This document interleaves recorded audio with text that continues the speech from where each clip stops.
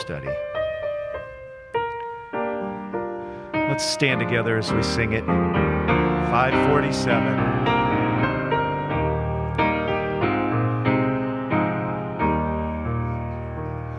Be thou my vision, O Lord of my heart, not be all else to me save that thou art.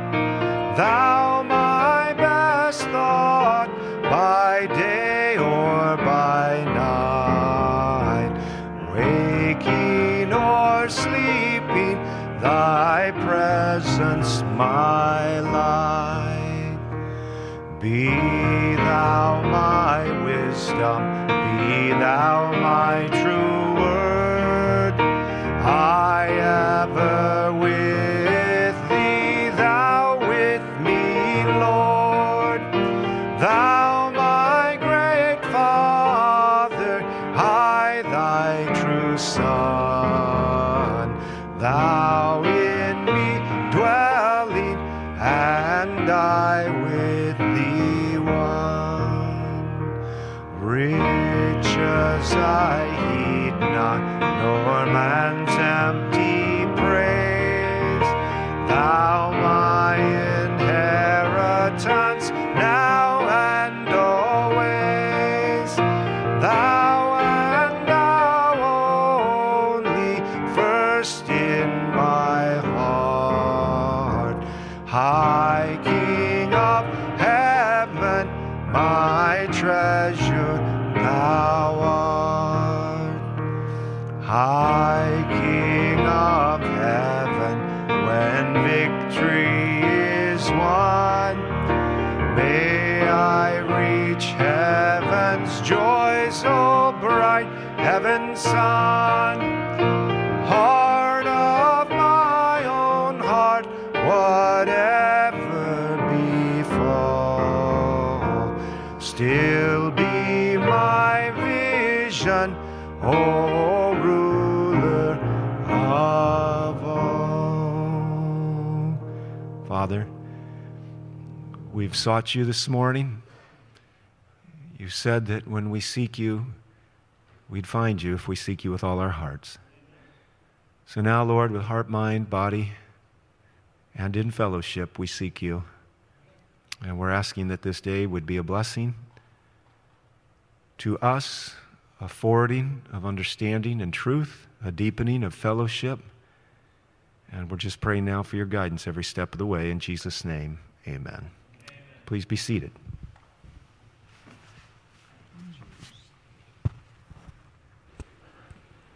All right, good morning, everybody.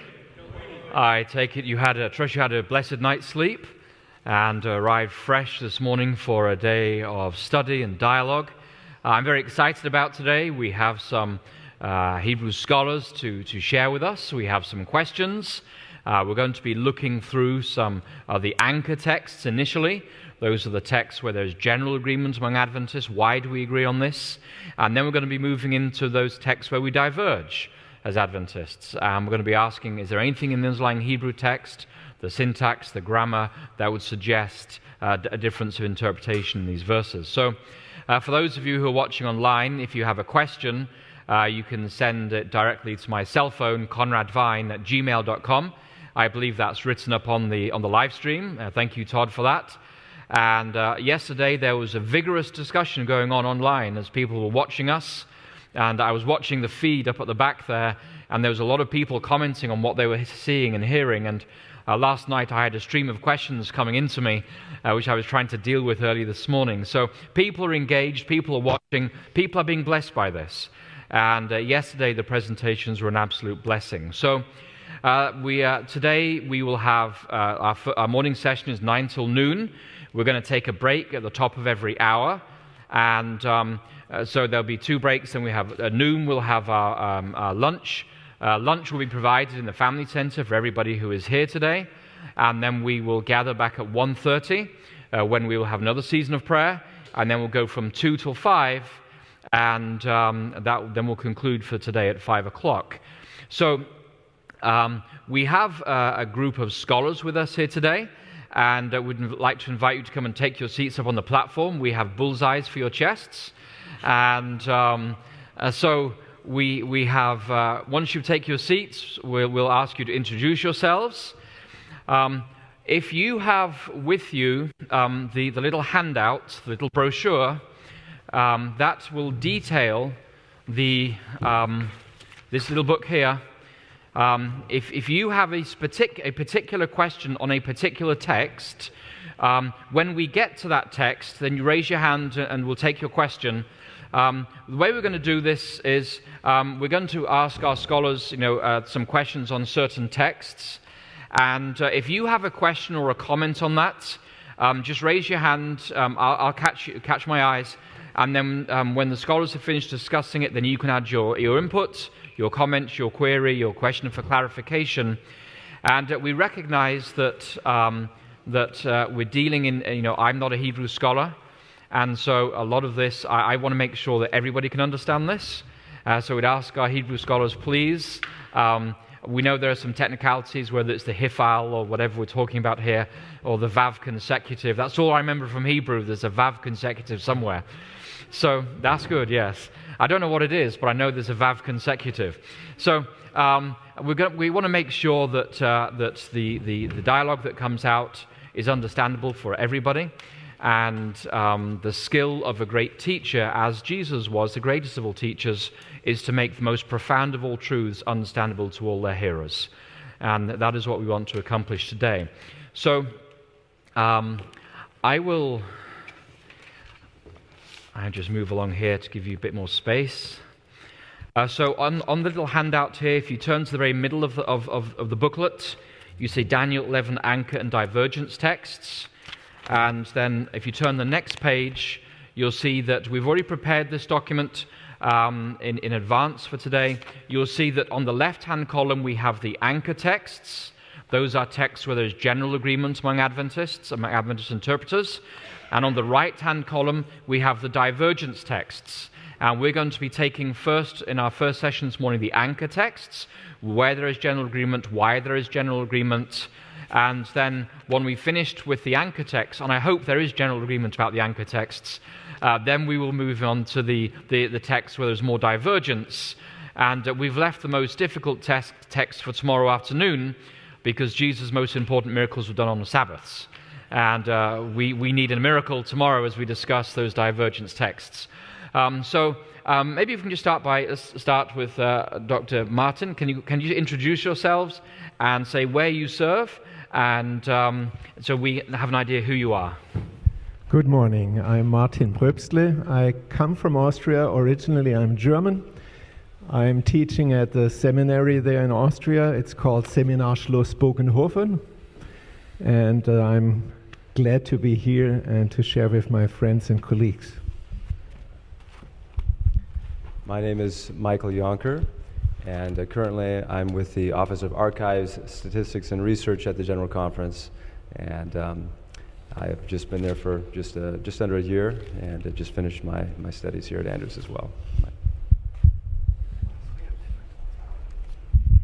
Talk loud. Good morning, Jerome Skinner. I'm a assistant professor of Old Testament theology and exegesis at the seminary. I've taught at the seminary for 4 years. This is my first year full-time. I'm Tarsi Lee. I teach at Oakwood University. I teach classes in Old Testament and Hebrew and hermeneutics. My name is Samuel Nunes. I am a retired professor of Old Testament exegesis and theology. I come from San Antonio, Texas. My name is Amanda McGuire-Mouchon, and I am an adjunct professor at the seminary. I teach Hebrew specifically, and exegesis once in a while. I'm Roy Gain. I'm professor of Hebrew Bible and Ancient Near Eastern Languages here at the SDA Theological Seminary, originally from Australia. So we were talking, he's from Austria now, and I'm from Australia. So they have the Alps and we have the kangaroos. Don't get us confused. Yes. All right. So up on the screen, can we just use first names for this process? Okay. So Roy, up on the screen, can you just explain what people are seeing up on the screen? This is the Accordance Bible software program, and I never do any serious Bible study or hardly ever read the Bible without opening Accordance, because this has so many tools in it, and I'll show you some of those along the way. It's an amazingly powerful Bible study tool. I can drag my cursor over all of these Hebrew words, and it will show me the details down at the bottom. You may be able to see down at the bottom there, it changes. And then here I have the English translation. I can pull up the Greek New Testament, the Septuagint, ancient Near Eastern inscriptions, all kinds of stuff. Dictionaries. I can click 3 times on a word like this, and here I have the Hebrew and Aramaic lexicon of the Old Testament, which is one of the major lexicons. I can come down here, get another major lexicon, Dictionary of Classical Hebrew. Of course, you have to buy all of these modules, but it's an amazing tool. The exciting thing about this particular tool is, and I recommend that everybody get it, even if you don't have to be a Hebrew scholar to get this and to benefit from it. You can have the Greek and Hebrew text and English translations. You can place them next to each other, and you can see what word. You see, I've put my cursor over the English word in the translation, and I can see what Hebrew word it's translating. See that? And so you can start to work in Hebrew, even if you don't really know Hebrew very well, and use those tools. But the best thing about it is I can do all kinds of searches. So I can go into the mode of Hebrew here, and I can do a search on anything I want. I can have a lexical form I can put in here, and I can just go to, for example, kippur. All right, there's one word. Whoops, I didn't type that right. Okay, I'll just type it here.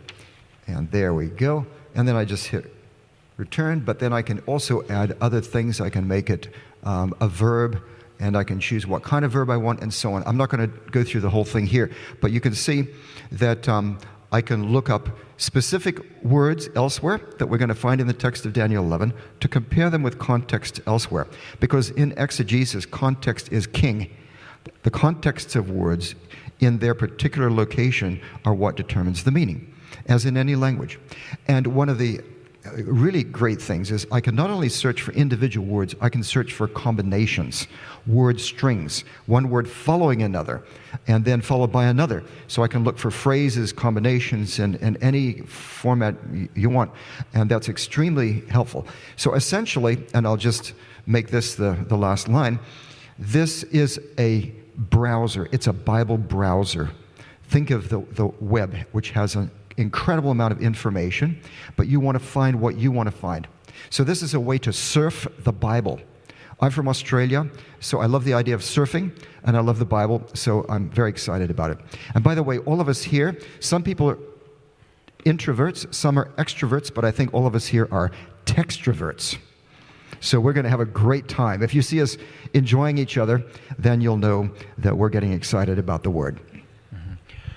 All right, thank you very much, Roy. So let's start out with our first anchor text. They're found in chapter 11, verses 2 and 3. And these have historically been understood by Adventist scholars as referring to after Cyrus. We have Cambyses, false Smyrnes, and Darius the first, and then the great king who was to arrive being Xerxes the Great. Why is there so, as we look through all the Adventist scholars, there is almost unanimous agreement that these are the kings that this verse refers to? Why are we so solid in this interpretation?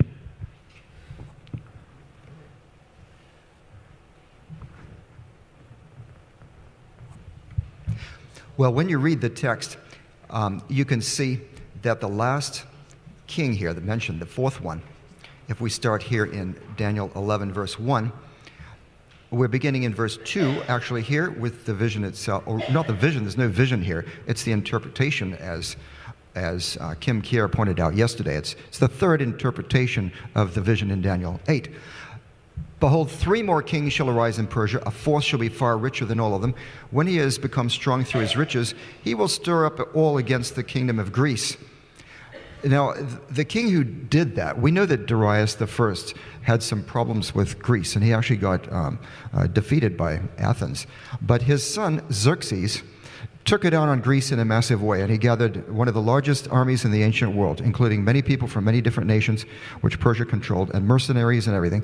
And he launched, as we all know, a massive attack on Greece. Okay? So he was the husband of Esther. This is the Ahasuerus, Hebrew Achashverosh, Xerxes. And he was the one, historically, this really couldn't be anyone else who did this. He was defeated at the battles of Thermopylae and Marathon and ultimately Salamis, the naval battle. We know all about those. And we have our marathon race in the Olympics to commemorate that Battle of Marathon. But there is one outlier, one Adventist interpreter, who thinks that the king here is Artaxerxes I, the son of Xerxes. The reason is because following Cyrus, the kings were Cambyses, the son of Cyrus. Then there was false Smyrtus, who was a usurper. And then there was Darius I, and the fourth king was Xerxes. That's why we think that the fourth king is Xerxes. But this one Adventist interpreter wants to discount false Smyrtus because he was a usurper. And therefore, he takes it as Cambyses and Darius and Xerxes, and then the fourth being Artaxerxes I. However, Artaxerxes I didn't do what this verse says, which is to accomplish all of this. Personally, I find it remarkable that this prophecy in advance, which we believe it's in advance, is even identifying a usurper. Now, this is a level of detail that God in His wisdom is revealing, and then to characterize this so accurately ahead of time is quite remarkable. Okay, thank you. There was a question yesterday, and we're referring back to Daniel chapter 8. And the question arose in Daniel chapter 8 and verse 8. It talks about the four horns came up towards the four winds of heaven. And then Daniel 8 and verse 9 says, out of one of them grew another horn. And the question in 11, as we look at 11 chapter 4, it talks about the four winds of heaven once again. And there was a comment made, I think it was Martin you shared yesterday, the grammar of Daniel 8 indicates, is it that the power that arises in Daniel 8, which we take to be the papacy, does it arise out of one of the four horns or one of the four winds of heaven?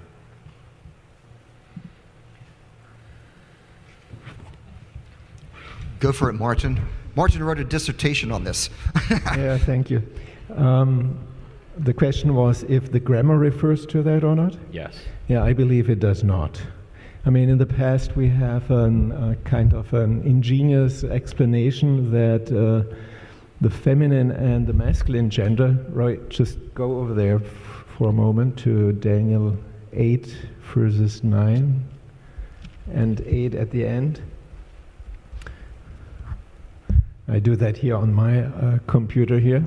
In the end, you see the four winds of heaven, and the winds is feminine. It has the feminine plural ending, and the heaven is masculine, has a masculine plural ending. So the argument goes like this, so that you understand why I do not refer to this argument as conclusive, that in verse 9 you see from one of them, and the from one, the ha'achat, is feminine singular again, and the mehem is masculine plural. So there seems to be an alignment between ruchot and ha'achat, between winds and one, and and between the heaven, hashamayim, and mehem, the plural, them. And because of this alignment, the argument goes, it needs to refer back to the one wind, or to one of the winds of heaven. And it seems interesting, it seems convincing first, but then if you go closer into the Hebrew, you see that this doesn't work like this. The one of them in Daniel 8:9 is the usual way you would find one thing of them. The masculine plural is the default version where you go to, so it is not the feminine and the masculine is here not in alignment to Daniel 8 verse 8 at the end. There's another text, and I think that's in Chronicles, I think I have to look that up where that is. But in Chronicles, you have the similar thing that God presents David of several options he could choose. That is probably then 2 Chronicles 21, I guess. The several options of judgments he could choose because of his counting of the nation.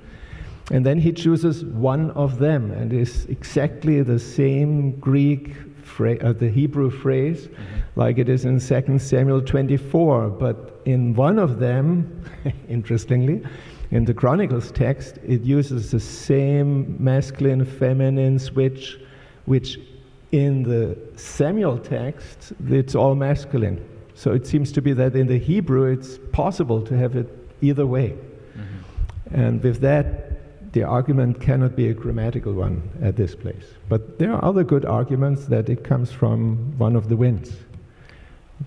All right, so as we look at that Daniel 8, your conclusion would be that the Daniel 8 and 9 says, out of one of them came another horn, that the one of them, the them refers to one of the four winds of heaven rather than the four horns of the Greek Empire. What I just try to say is that we cannot use the argument we have used in the past 2-3 decades. All right. I'm still on the line that I would say it comes from one of the winds. But the arguments need to be different. Like in verse 9 it says that the horn yatzah, it comes out of. If a horn comes from another horn, in Daniel 8, twice the verb Allah is used, to grow up from. That's what a horn does. But here it does yatzah. That's a military term, where you go out from one place to the other to fight, to make war.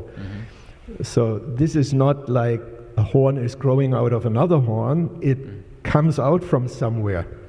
And where does it come out from? This is in alignment to the he-goat and the ram before. They go out from a direction and go into another direction to make war with another entity. And here the little horn, the small horn, is connected with this kind of model to go out from one direction, go against another direction. And so the yatzah indicates that this horn goes out from a direction. Okay. And then you have to refer it back to the four winds. These are just two of the arguments. There are several ones. By the way, Martin, I found that text in 1 Chronicles 21:10. Yes. Echad mehena. If you look, I don't know if you can see the screen. You probably can't. It's behind you. Oh, there it is, right there. That's all right. Yeah. Okay. Is that the right verse? And verse? now if you compare it to 2 Samuel 24, you see there that it is both masculine. Okay. 2 Samuel 24, we just all right, so what we're hearing you say, Brother Martin, is that the out of one of them is more of a generic phrase that is used elsewhere in the Hebrew Scriptures, and we shouldn't be making a big deal of the genders of that phrase to say that this refers to the winds, but you can make other linguistic arguments that the horn that arises in Daniel 8 is from the winds. I think the better one is the literary argument, the model which we have. Going out from a direction, coming out from a direction, go somewhere else. The yatzah here, the little horn aligned to the ram and the he-goat, but we should not use this itchy-bitchy grammatical so-called argument. Yeah. Okay. Could I ask a question here that's exactly related to that yatzah? Go ahead.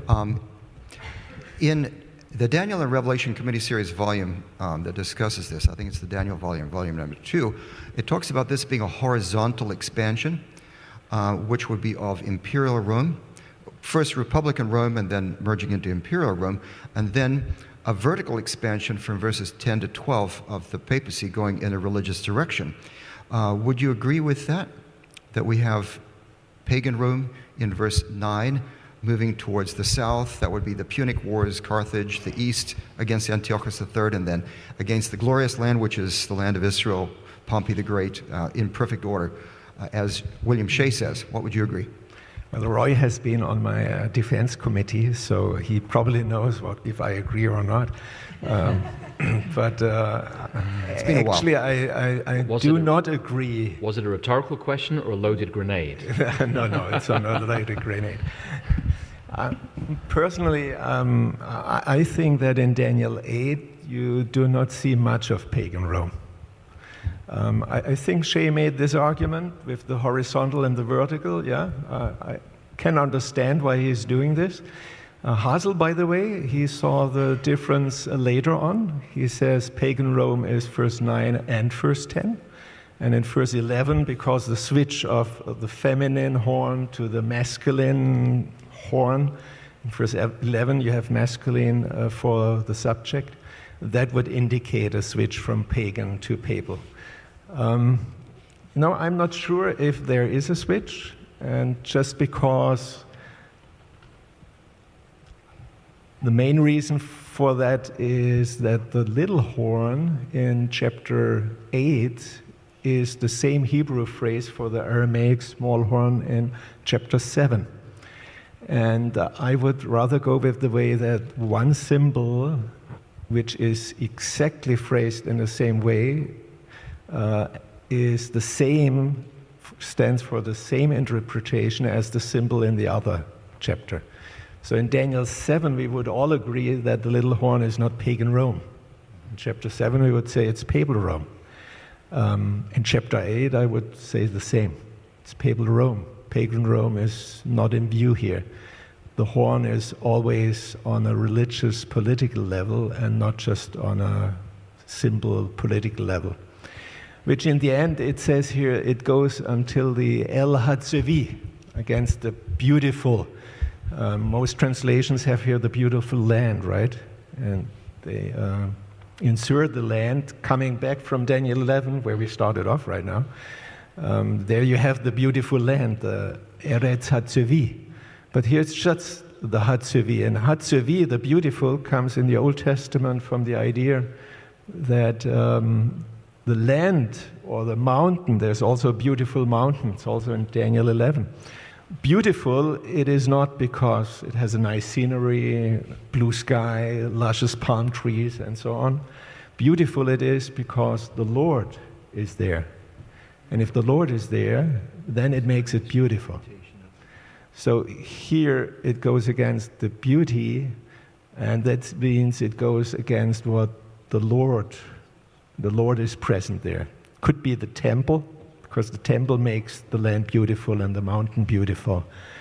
So I see in Daniel 8:9 already the intention to go against the temple of God. Tarsi, I think.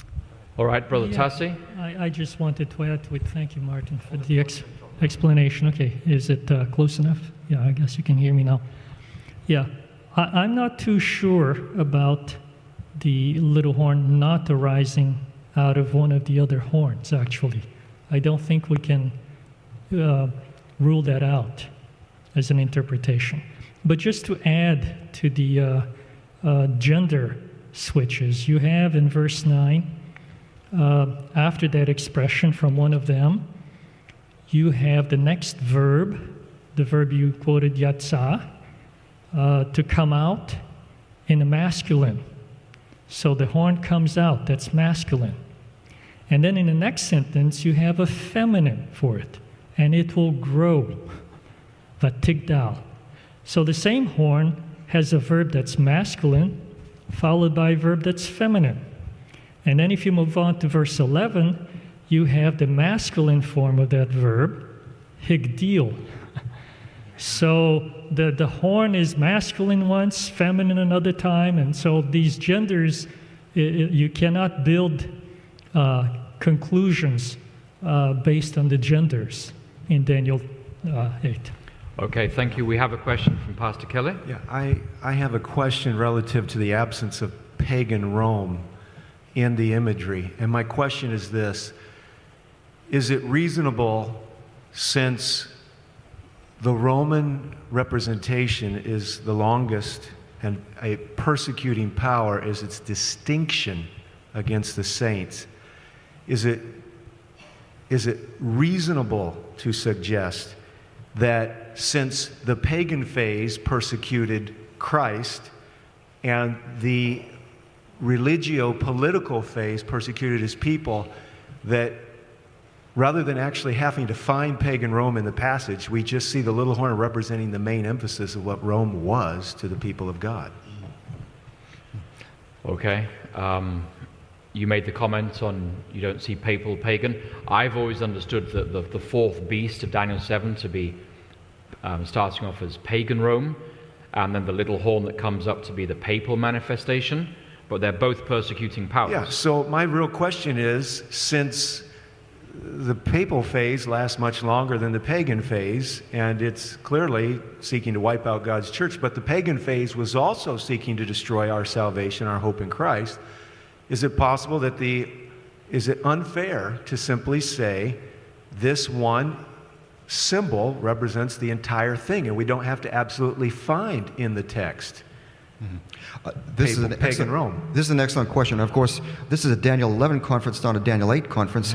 But the reason why we have to deal with this is because we have to view Daniel 8 and Daniel 9, the previous prophecies, as the framework within which we look for anchor points and places of correspondence, because we have a pretty good idea of what Daniel 8 means. So if we find similar language and ideas in Daniel 11, we know where we are in relation to Daniel 8. And so that's why this is so important. There's another factor here to sort of amplify your question, and that is on the basis of the idea that because the horn symbol is the same as in Daniel 7, and therefore it should mean exactly the same thing as in Daniel 7, that is the papacy. On that basis, there is a prominent Adventist interpreter who has said that after the division of the four kingdoms in Daniel 11, I'm looking at the Anchor Divergence text chart here, after that division into the four kingdoms, Daniel 11 must move directly to the papacy and skip pagan Rome altogether, because that's what Daniel 8 does, according to that interpreter. Okay, so in other words, if you go directly from the conspicuous horn, four conspicuous horns, which is the four Hellenistic empires, divisions of Alexander's empire, then if Daniel 8 verse 9 moves directly to the papacy, Daniel 11, which is a commentary on Daniel 8, should do exactly the same thing. It should move directly from the division into four kingdoms, and here we go in Daniel 11, directly, see we have it in verse 4, and then verse 5 and following, all the way to verse 39 or so, is got to be the papacy. Now, so that's something we have to throw into the mix in terms of an issue. Yeah. I would like to say that the explanation of Gabriel concerning the little horn, it says that the little horn would arise at the end of the four kingdoms. Mm-hmm. That says to me that the little horn is representing the whole, is a synecdoche, a part representing the whole thing.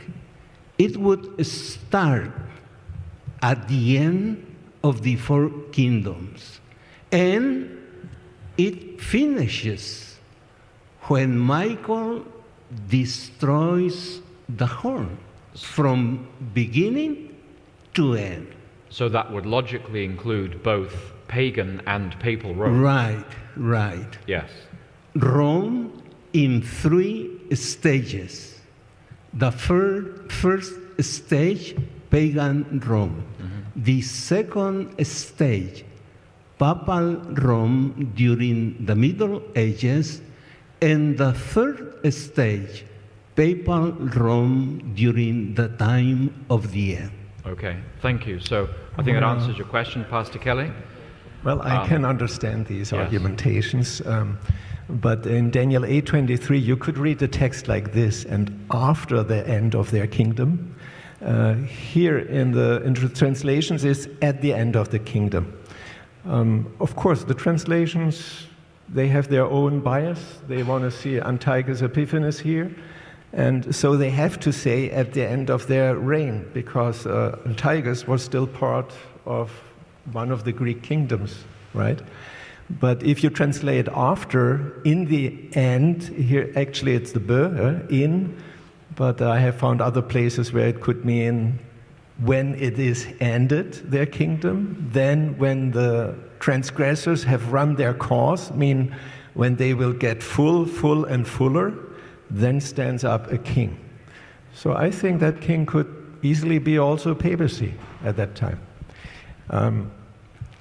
For the one, Roy, you said this one person in Daniel 11 who jumps from verse 4 already to the papal phase. Yeah, so in other words, he is not arguing that from Daniel 8, as I understand him. I have seen that person in a lecture.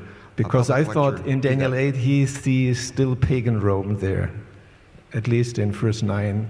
Well, this is a more recent interpretation of this person, and I've heard them on that in a public video presentation. Oh, glad I made some impact then. It's a new twist. There was a previous argument that then didn't work out grammatically, and it's being criticized, including by me.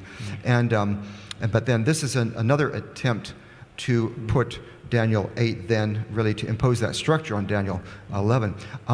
Personally, I'm seeing the idea that at the latter end of their rule, yes, what did happen historically is not a gap. There wasn't a gap in history, and we're not seeing that kind of gap elsewhere.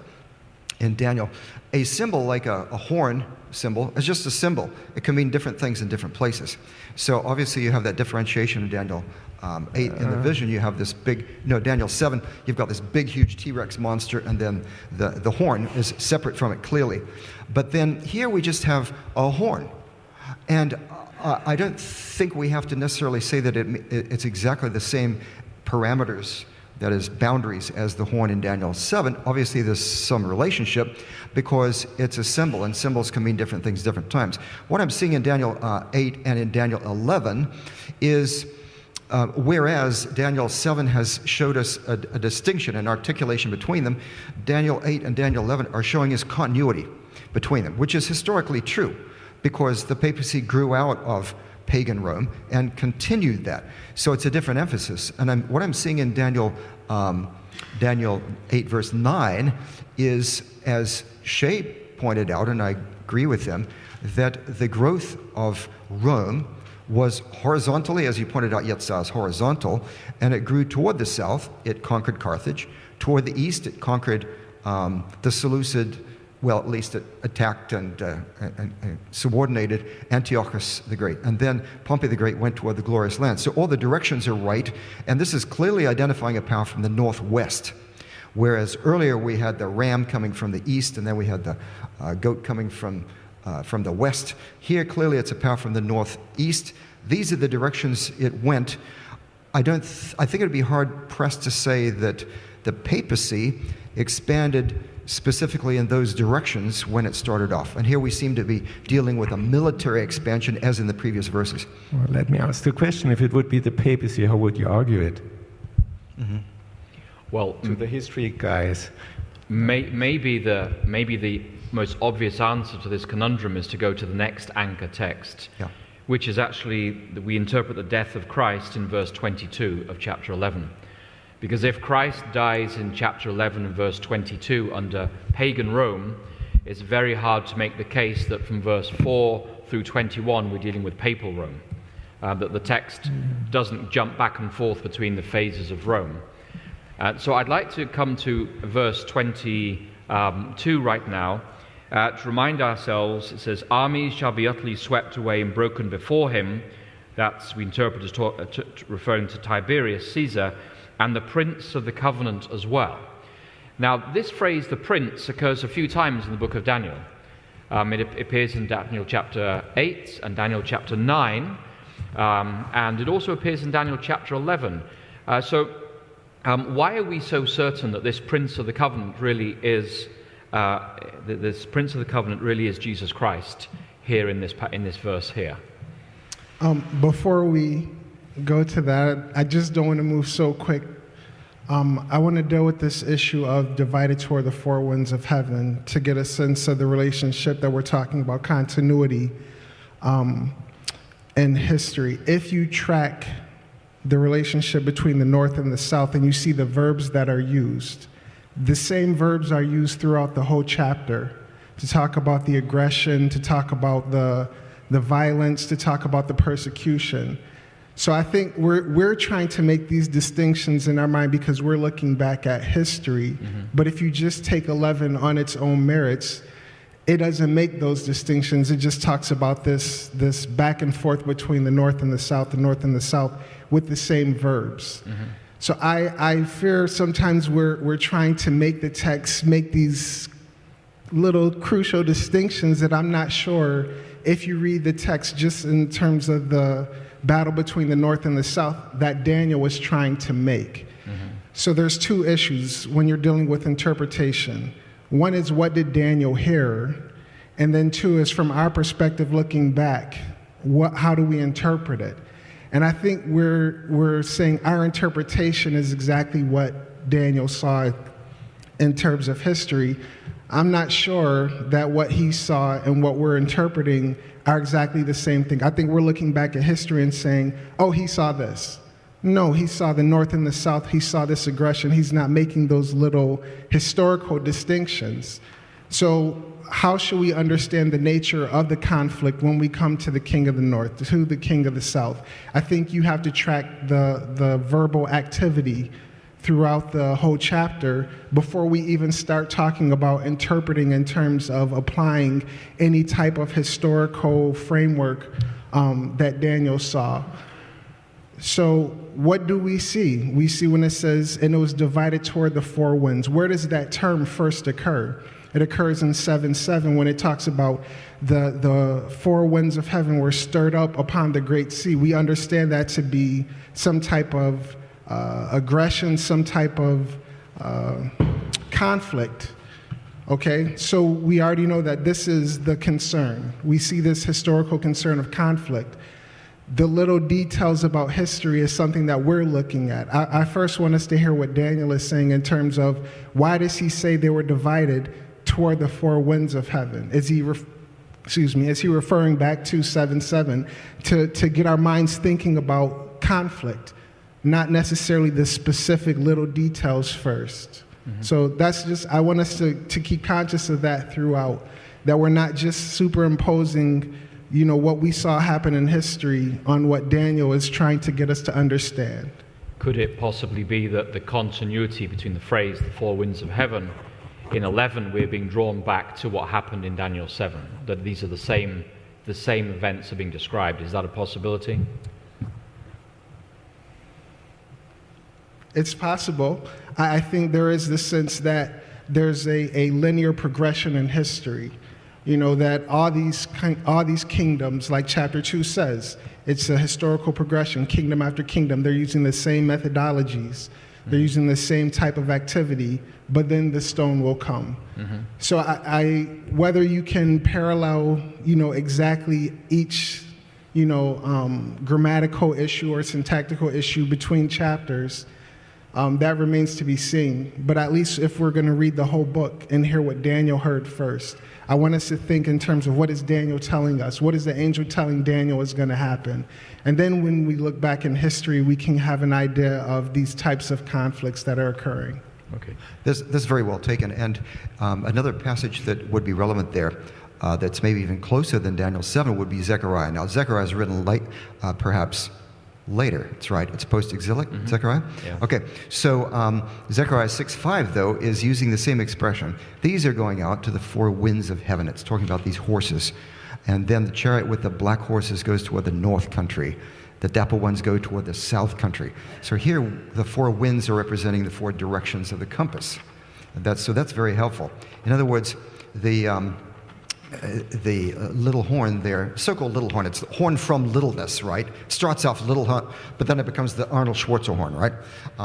Big burly horn. Okay, but it comes from one of the directions, right? Toward which, that is the winds, which is just directions, and to which the Empire of Alexander split. I think to the question, I think we have to go to the terms used there in Daniel 11:22. You have Nagid and you have Berit. And they're in a construct relationship, I guess. Right, Rory? Can you see that for the people? Okay, we've got 11:22 up here. Is that what you're looking at? Yes, 22, the last two words. The last two words is nagid brit. Very good. Okay, right there, in construct, which means, construct means two nouns next to each other, or words used as nouns, that are in a genitival relationship between them. So it's one of the other, and that of simply puts those words in a relationship, which can mean many different things, depending upon the context. So here it's nagid brit, the prince. Notice it's translated of the covenant. What does that mean? Yeah. It's a relationship between the nagid and the covenant. They belong together in some way or form. And when you look now where nagid is used in Daniel, probably you will go back to Daniel chapter 9, verse 26, for example. There nagid is used. And the berit, of course, is used several times here in Daniel 11. You have it in Daniel 11:28. There it is used with the adjective holy, holy covenant. Same in Daniel 11, verse 30, holy covenant. Of course, it is also used in Daniel 11:32, just covenant there. And the holy covenant, it seems for us, is a covenant related to God. Something is holy because God made it holy. So it would be the divine covenant in verse 30 and 28.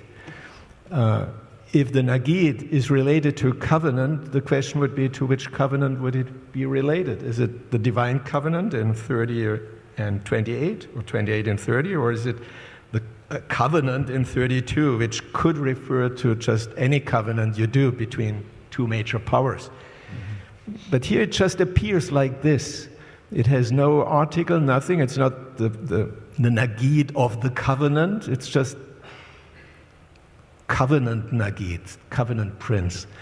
And so Adventist scholars agree, except for one, I know, which makes it not an anchor point all agree on, but there is one who does say it's not the Holy Covenant, but they agree it's the covenant. And the nagid is the prince, prince of the covenant. Who is that? And then you say it's Jesus Christ. Because who else would be a prince of a covenant? It might not be a high priest. High priest is not called the prince of the covenant. Never anywhere, I guess. You might disagree if you know of any point where he is. So you're disagreeing with the preterist interpretation. Preterist means that everything is fulfilled in the past. So the little horn is all back in the past, in the time of Antiochus Epiphanes. And according to that view, they take Onias III, the high priest in those days, as the prince of the covenant. But what you're saying is that doesn't work because that language never applies to a high priest. Yes. And it locates it, of course, then in the first century, in the power of pagan Rome. Let me say just one more word. If pagan Rome is not in Daniel 8, it is not a reason why it's not in Daniel 11. It's the same thing like, I hear people argue it's in Daniel 7, so it must be in Daniel 8. Why? Yeah, right. I mean, Babylon is not there too. The reason is obvious, because Babylon has almost come to an end. But we're in the reign of King Belshazzar. But still, it's not there. So do we need to find it? No. So why is it so important to find pagan Rome in Daniel 8 if it has not a consequence for Daniel 11 or for the interpretation of Daniel 7? I think to put pagan Rome in might be a reflection of thinking back to methodology. We need to find history for these interpretations here, for these symbolic things. Symbolic in Daniel 7 and 8.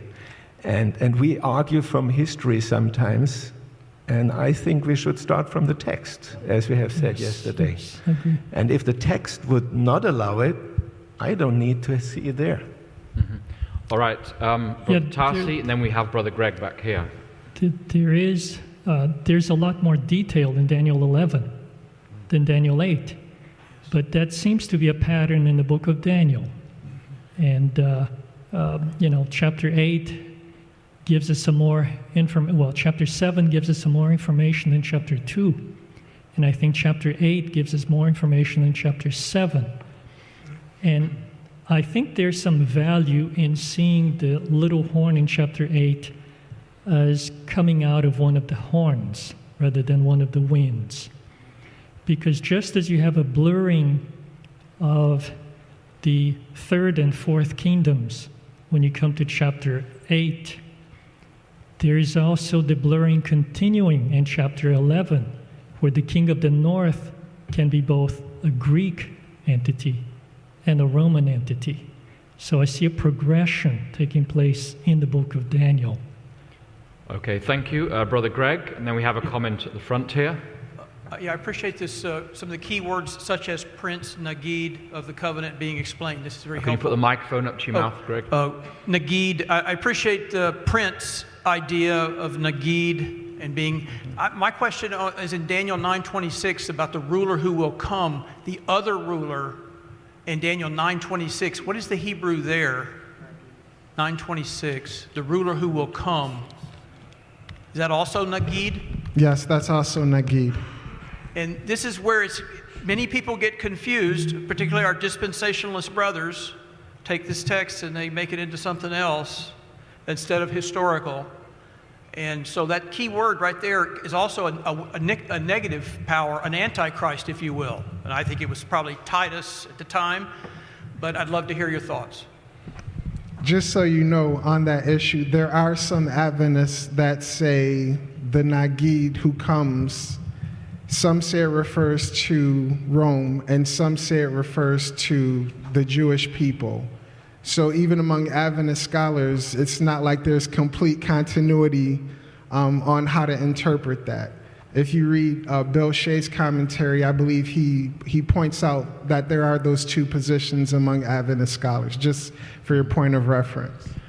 Okay, but I think the point is well made that the Nagid of Daniel 9:26, the troops of the prince who is to come, as my version translates it, we should not assume that this Nagid is Jesus Christ. This is another power, either Titus and coming to Rome, or maybe the Jews around the time of the fall of Rome, but it isn't Jesus Christ. We have a question from the front here. Can you give your name, brother? Yeah, Terry Nelson. And my question is referred back to my brother here. When you made this statement that horns are always religious, political, and yet when we look at the ram in Daniel 2, those two horns are not religious, they're just political. When we look at the horn in the he-goat, that's just political. That's Alexander the Great.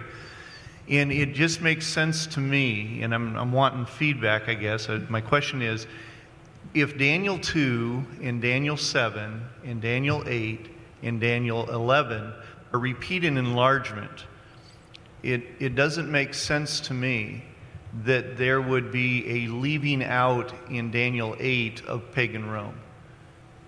Because you have it in 2, and you can't, at least in my thinking at least, you can't just say, well, Babylon wasn't part of it, so you don't have to have pagan Rome, because as you said, Babylon was about to be done, and so it's looking at the future. But one of the major persecutors of God's church was pagan Rome. And so I just don't see that we leave that out of there and try to blend that with papal Rome. So I guess I'm asking you, how is it that you say that the horns are always religious political when we see evidence that that's not always the case? Maybe that depends on my German. I'm not sure if I said that. What I meant is that the horn, the one horn, the small horn, is religious political, very clearly from Daniel 7. I do not mean that any horns are. I mean, you have, outside of Daniel, you have horns, and they just refer to power, of course. But in Daniel 7 and Daniel 8, the horn from smallness, that is religious political power. It's different than the other ones. Now, I can live with the pagan Rome phase there. I have written in the Interpreting Scripture, which Gerd Pfandl edited for the BRI, and there I give two versions, and I give the reasons for the one and the reasons for the other, so I can live with it, okay? But I just want you to understand that we come from an interpretative point of view to see pagan Rome in there. We do not work with the text. The only thing for the text speaking for pagan Rome is that you see something like a masculine, feminine gender change, or maybe horizontal, vertical, but who says that this identifies a different face? I don't know. Let me put it this way, and then I close with Daniel 8, because we're here for Daniel 11, yes. Right? It seems like I'm on the defense here. My defense committee asked probably the same question. But let me put it this way. In Daniel 7, the most interesting thing in Daniel 7 for Daniel is the little horn. Do you agree? Mm-hmm. Because that's when he comes to the interpretation. He asks questions about the little horn, about the four and the little horn specifically. And the explanation in Daniel 7 starts focusing on the little horn. As Tarsi explained, it's kind of a more detailed here. You get the look through the magnifying glass on the horn. Now, it seems to me that would continue this kind of narrative in Daniel 8. You just use the he-goat and the ram and the he-goat as a backdrop. But the real player in Daniel 8 is the little horn. Mm-hmm. Even in the interpretation, the angel just mentions in one clause the ram, in one clause the he-goat, and then he comes to the king and explains a lot about the king. So Daniel 8 is not about Greece and Medo-Persia before. It is about the little horn. So why not skip the player in between to say, okay, just focus now on the little horn. Do not focus on Rome, pagan faith. Also, we are talking here about a religious war, a cultic war. And all the language from chapter 8, from verse 9 on, in my view, is indicating, hey, cult, cult, cult, cult. And I have a hard time to see that this is referring in any way to pagan Rome. Pagan Rome has nothing to do with cult. Yes, they persecuted the Christian church in the fact they made the order to crucify Christ, yes, but they were not interested in offering a different cult to the cult of God, I guess. All right. We have a question from the back here. Yeah, and I just, before Brendan asks this question, I do want to affirm the time we've spent thus far on this, though, because our hermeneutic has been enlarge and expand. So this is a foundation for where we're going. We can go ahead and get ready to move. We do have one more question on this topic. So it is very appropriate and apropos to what we're talking about, and we do appreciate the time you've spent on it. Thank you. Okay. I hope I haven't been completely cut off by Martin by saying we're not going to discuss it. I think there's something else in the text in Daniel 8 that it's not just the vertical, horizontal, and the gender variances there, but there's the triple gadal, which is magnifying, and the idea is that, you know, this word gadal is found in chapter 11 as well. He magnifies himself above every god in verse 30, somewhere around 36 to 39. So it's not just the little horn that acts in this gadal way. It's the ram and the he-goat, and it would indicate that they're all religious. And I think someone mentioned this. They all have a political and religious aspect. They all magnify themselves in some way, and the emperor cult in Rome was one of these ways of the magnifying of the emperor to the position of a god. But that didn't start there. The Greeks did it. Alexander the Great was declared a god, and so was Cyrus and many of the other Persian Achaemenid emperors. So there is a continual magnifying, this word gadal, which is also used to magnify against the prince. So I think there's that aspect. And just on the aspect of the little horn having to be the same in chapter 8 as it is in chapter 7, there are different perspectives each chapter brings. And in chapter 7, they all come out of water, whereas in chapter 8, they're coming from different directional, horizontal directions, not out of water, not out of the same vantage point. And also what Tarsi was saying regarding there's a sense of blurring. It made me think of the fact that in chapter 7, it's got teeth like iron, just like the legs, but it also has claws like bronze, just like the waist of bronze. So there does seem to be, each chapter doesn't correlate exactly. So just because it's called the horn from littleness in chapter 7 and 8, doesn't mean that it's exactly the same perspective on that horn from littleness. It could have multiple phases, especially with the multiple uses of... Yeah, it's interesting you say that, Brother Brendan. There was, for my pains, I did Latin at school till I was 18. I had to read a lot of Latin poetry. And in the first century, many of the Roman writers bemoaned the fact that while they had conquered Greece militarily, Greece had conquered Rome culturally. And they recognized that there was a dynamic interplay. Rome conquered militarily, but the Roman writers themselves, like Catullus, the poet, recognized that Greece had conquered Rome culturally. We'll take a comment from over here, and then we'll take our first break. Yes. I believe that in order to understand chapter 8, we must take into account Daniel's concern. We see in the book of Daniel that Daniel is concerned about God, is concerned about the temple of Jerusalem, is concerned about Jerusalem, is concerned about Israel, the covenant people.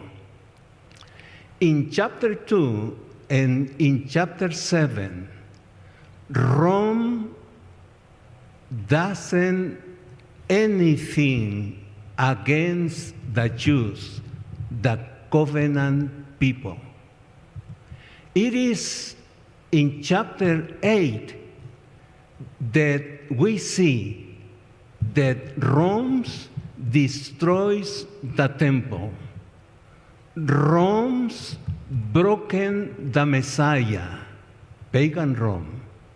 Rome desolates Jerusalem and almost destroy the people of God.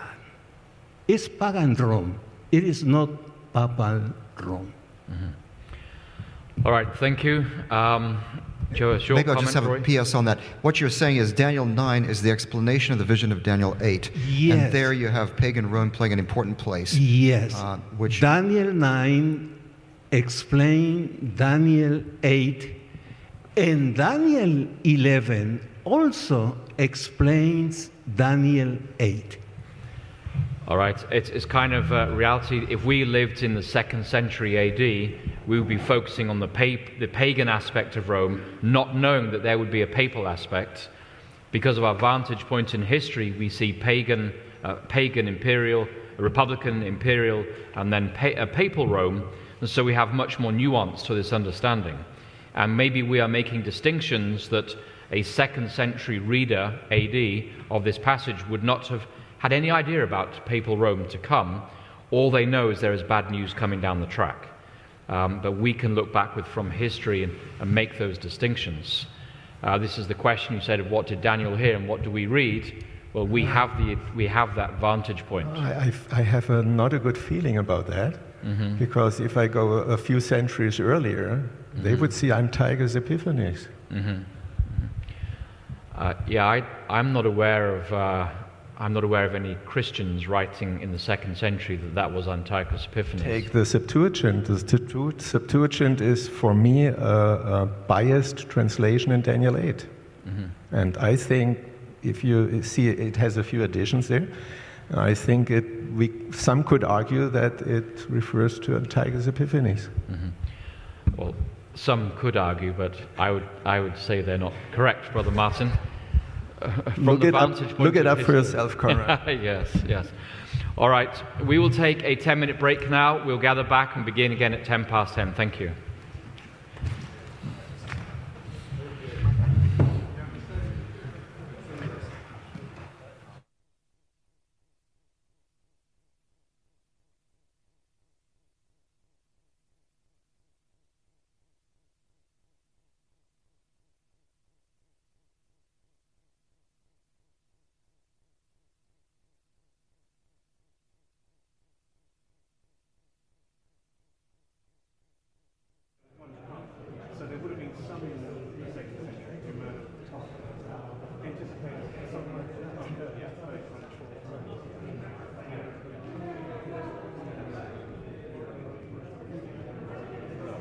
question.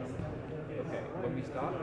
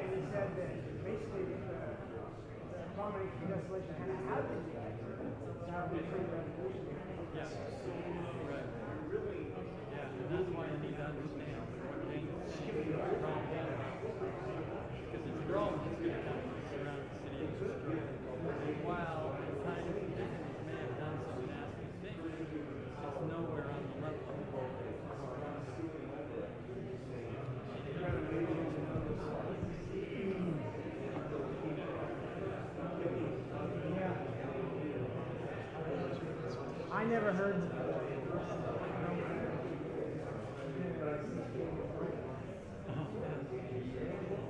even on something basic, you would take as basic. That's why when I identify if you include all the trending stuff,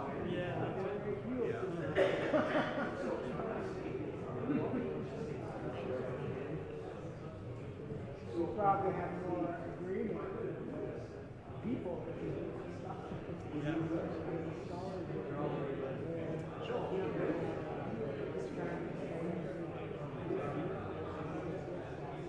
Right.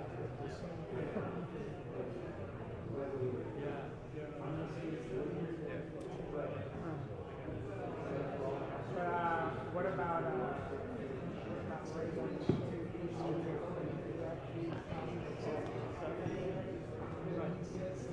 so how do people do that? It did. No, it did go to court.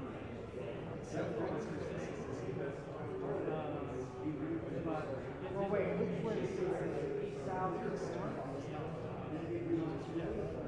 No, south and east.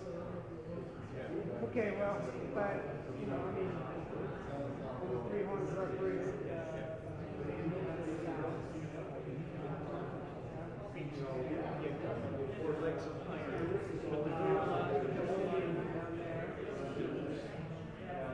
but the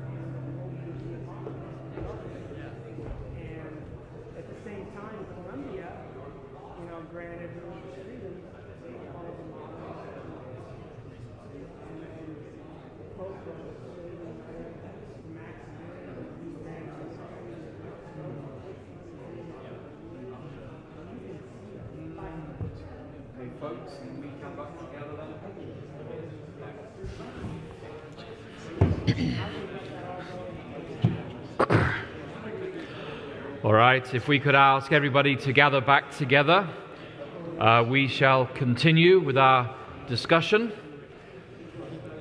And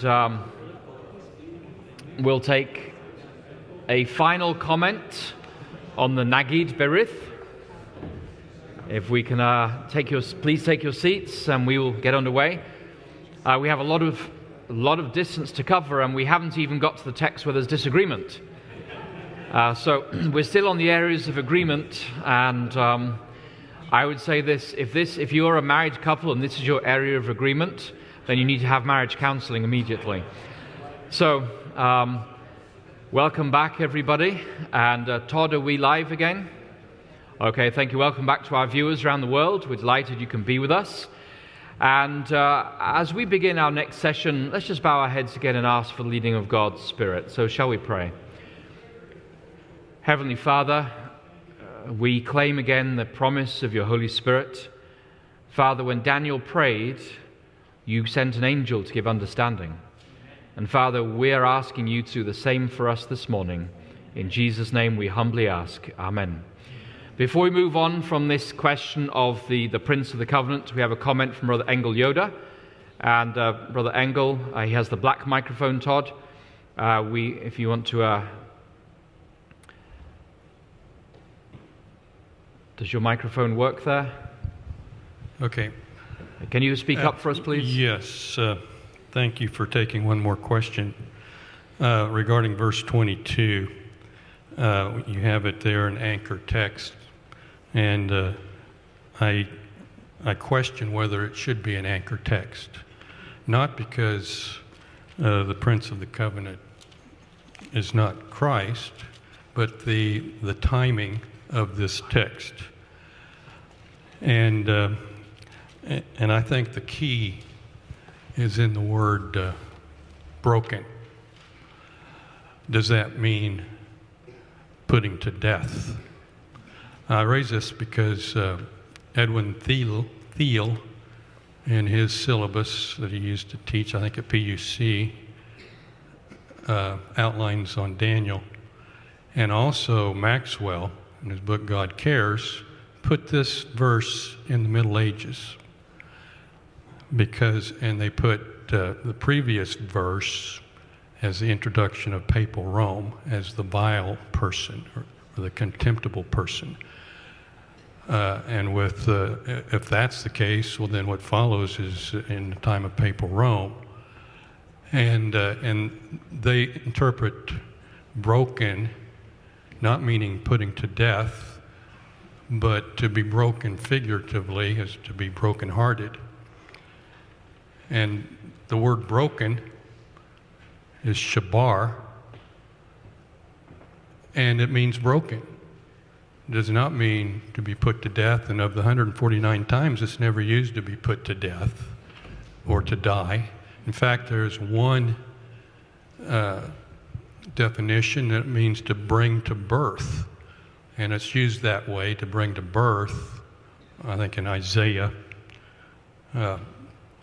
only on one occasion. But that's just the opposite of being put to death. And so I don't, and both Maxwell and Thiel have passed away, unfortunately. But Carlos Mora agrees with that the vile person is the introduction of papal Rome in verse 21.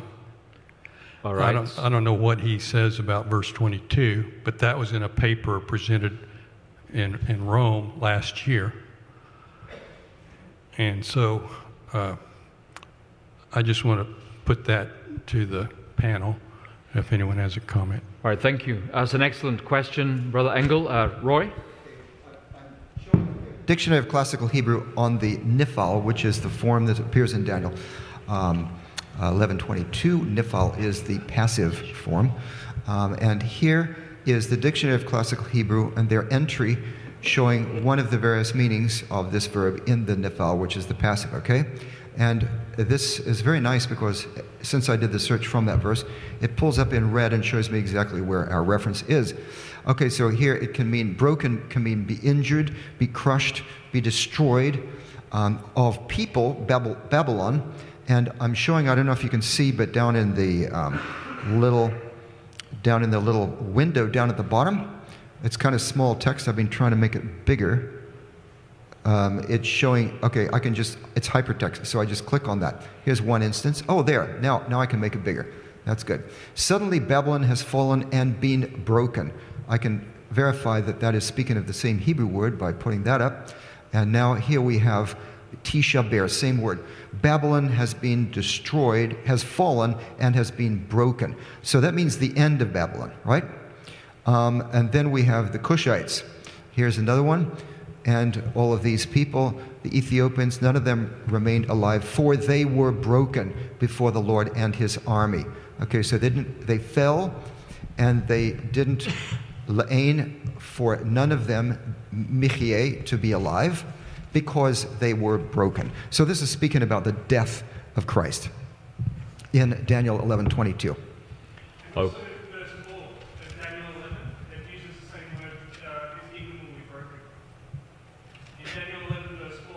Yeah. Yes, about Alexander the Great being broken. Yeah, very good. Okay, that's the same word, and he died, and there it is in verse 4. As soon as he is arisen, his kingdom shall be broken. All right, in this case it means broken up, right? Well, tehatz, let's see, shall be broken and divided. Tisha B'Av, there it is. So Alexander the Great's kingdom didn't come to an end, so to speak. It came to an end as it was in that form as a united kingdom, and then it was broken. So you have to look at the context of what it means. I just want to come to the subject of this nifal. The beginning of verse 22 says, Zeruot. Roy, could you go back to the nifal of Shabar? When you look in Halot, the Hebrew and Aramaic lexicon of the Old Testament, when that word is used with the nifal of the verb, it does talk about destruction. The references are in Jeremiah 48:25. It says, the horn of Moab is cut off, and his arm, same word, is broken. Okay, so cut off parallels broken.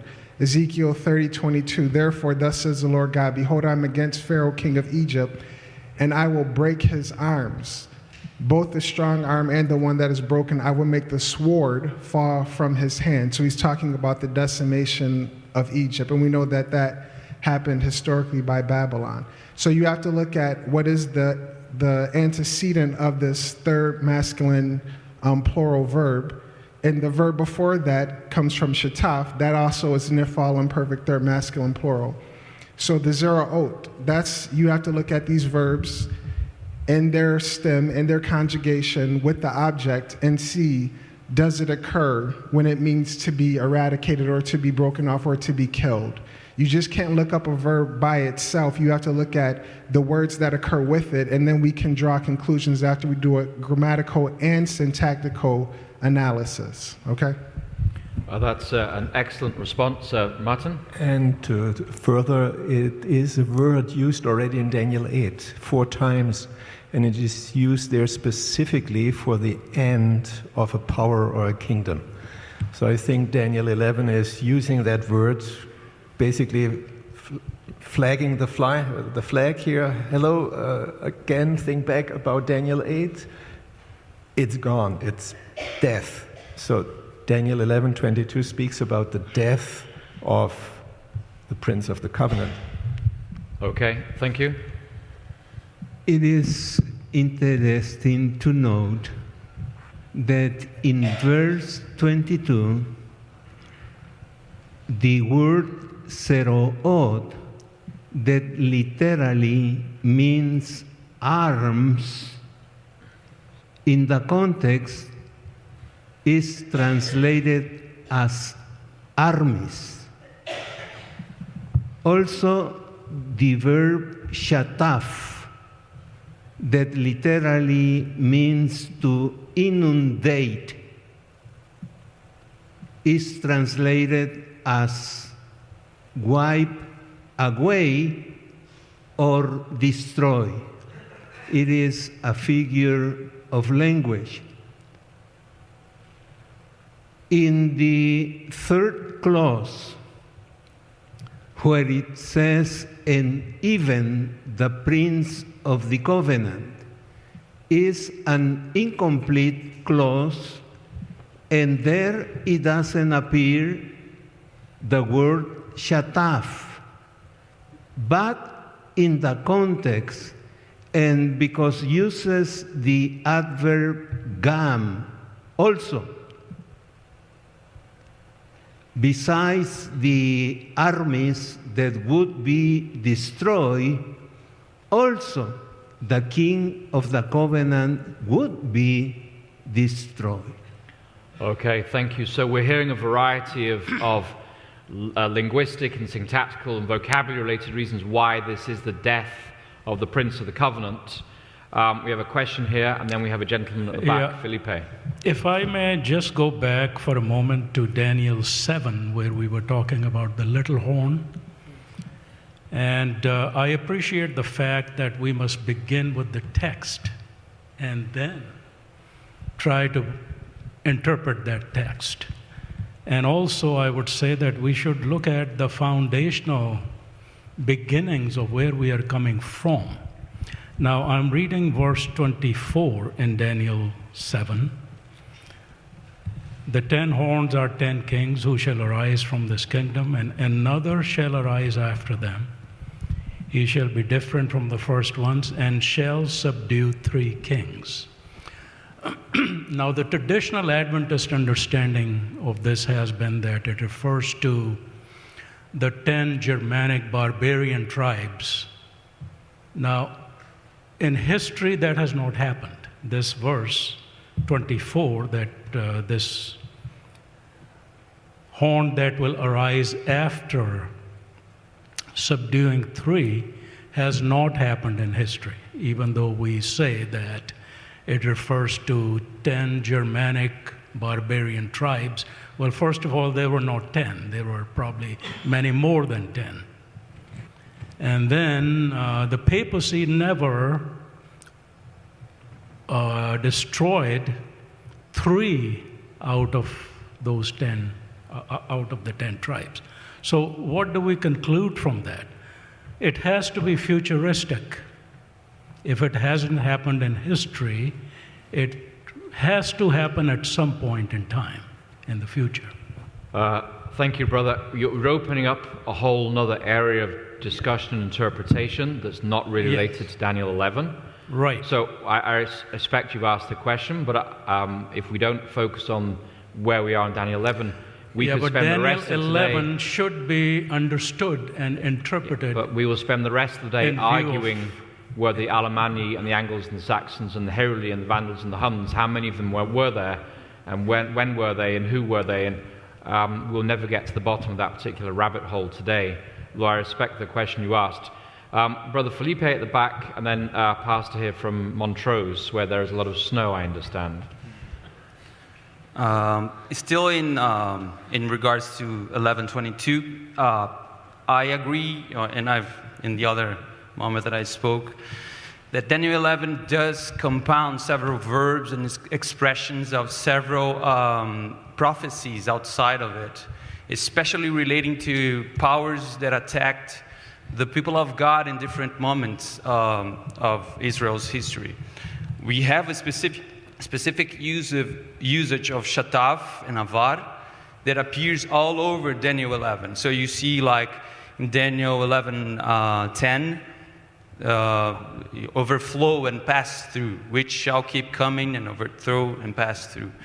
We have at the end in verse 40 again, biachartzot v'shataf v'avar. So the countries and shall overflow and pass through. And there's a repetition, at least, of one of those verbs, shataf, in 2 different occasions. So you have in verse 26, his army shall be swept away. And you have in verse 22, which is the verse we were talking about. Armies shall be utterly swept away. This combination of verbs only occur outside of Daniel in Isaiah 11. And it's pretty interesting to see that there you see, Isaiah 8. There it's, the prophecy is talking about Assyria and how Assyria goes over the country of Judah and overflows it as a great river and pass through the country, destroying everything. And in verse 8, you have the specific same combination of words that you find in Daniel 11. And it will sweep unto Judah, the great river of Assyria. It will overflow and pass on, reaching even to the neck, and its outspread wings will fill the breadth of your land, O Emmanuel.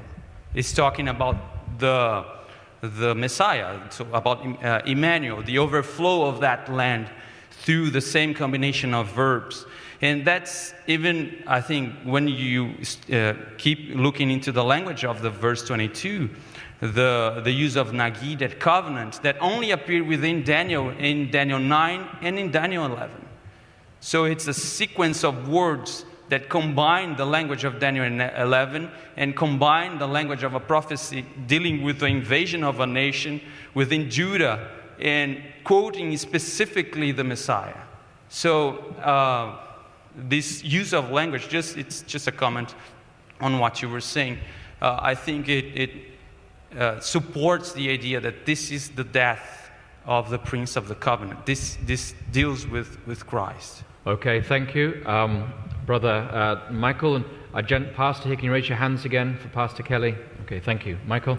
Just a quick comment, because I think it is relevant for determining who the Nagib and Barit are referring to, the Prince of the Covenant in Daniel 11:22. There is actually one other occasion, and that's in Isaiah 55, where Nagib and Barit are associated, at least with many interpreters, because this is seen as a messianic prophecy here in Isaiah 55. But you actually have there in verse 3 and 4, incline your ear, come to me, your soul shall live. I will make an everlasting covenant with you, even to sure mercies through David. Behold, I have given him for a witness to the people, a leader, a prince, and commander to the people. This is, again, typically understood as messianic, and so at least you have one other connection where Nagib and Barit are very likely referring to Christ. So, okay. Thank you very much. It's just interesting to me as we have this dialogue together that we find bit by bit all the bits of evidence that lead to the conclusion that this verse is talking about the death of the Messiah. And it's been fascinating so far. Pastor, you have a comment to share with us? And give us your name first. Fritz Krieger. Okay. If it's talking about the death of Christ, then the vile person has to be Tiberius, who doesn't seem that worthy of mention to me. The vile person is the antecedent of all the he's and the hymns to the end of that chapter. And so that couldn't be Tiberius. And Maxwell and some others link the vile person to the papacy, back to Daniel 8, I think, 8 and 9 in there. And the question I have for the panel is, normally apparently it refers to death, but could it be... Could the meaning of that word also have a little bit another application? Because the identification of the vile person is pretty crucial to the rest of this chapter. That's right. It's not one of the anchor texts, though. We'll get to that later when we deal with those level of detail. I think one thing that we need to do, by the way, is let's look back at our anchored texts list. And we have established, I think, pretty much general agreement that Xerxes is that fourth king. Generally, in verse 3, in comparison with Daniel chapter 8, where the great king is explicitly mentioned as a king of Greece in Daniel 8, verse 21, this mighty king here who arises after that fourth king, which is Xerxes, is Alexander the Great. Now you notice that there's a major gap there, here in the text. And that's going to become a very important pattern, that Xerxes goes against Greece, And then that's the end we hear of the Persians, even though there were a whole series of more Persian emperors, kings. And then, so he goes against Greece, he loses against Greece, and then the next verse we hear about what happens with Greece. So mighty king is Alexander. And I think everybody, I don't think we even have to discuss this, do we? It's Alexander the Great. Then we have the division of the four kingdoms, and this is just like we were talking about in Daniel chapter 8. May I say something in verse 4 before Yeah, you sure, please. Yeah. You know, it's interesting that as someone remarked here, the word shavar, to break, is used here. And I think that's an echo of chapter 8, since this is a commentary on chapter 8, because there you have, in chapter 8, verse 8, the fact that the great horn is broken. So it's the same expression there. Anyway, go ahead. Sorry, that was an interruption. No, that's all right. That's good. So, in other words, that's relating directly to the event in 8:8. Would have to agree on that, right?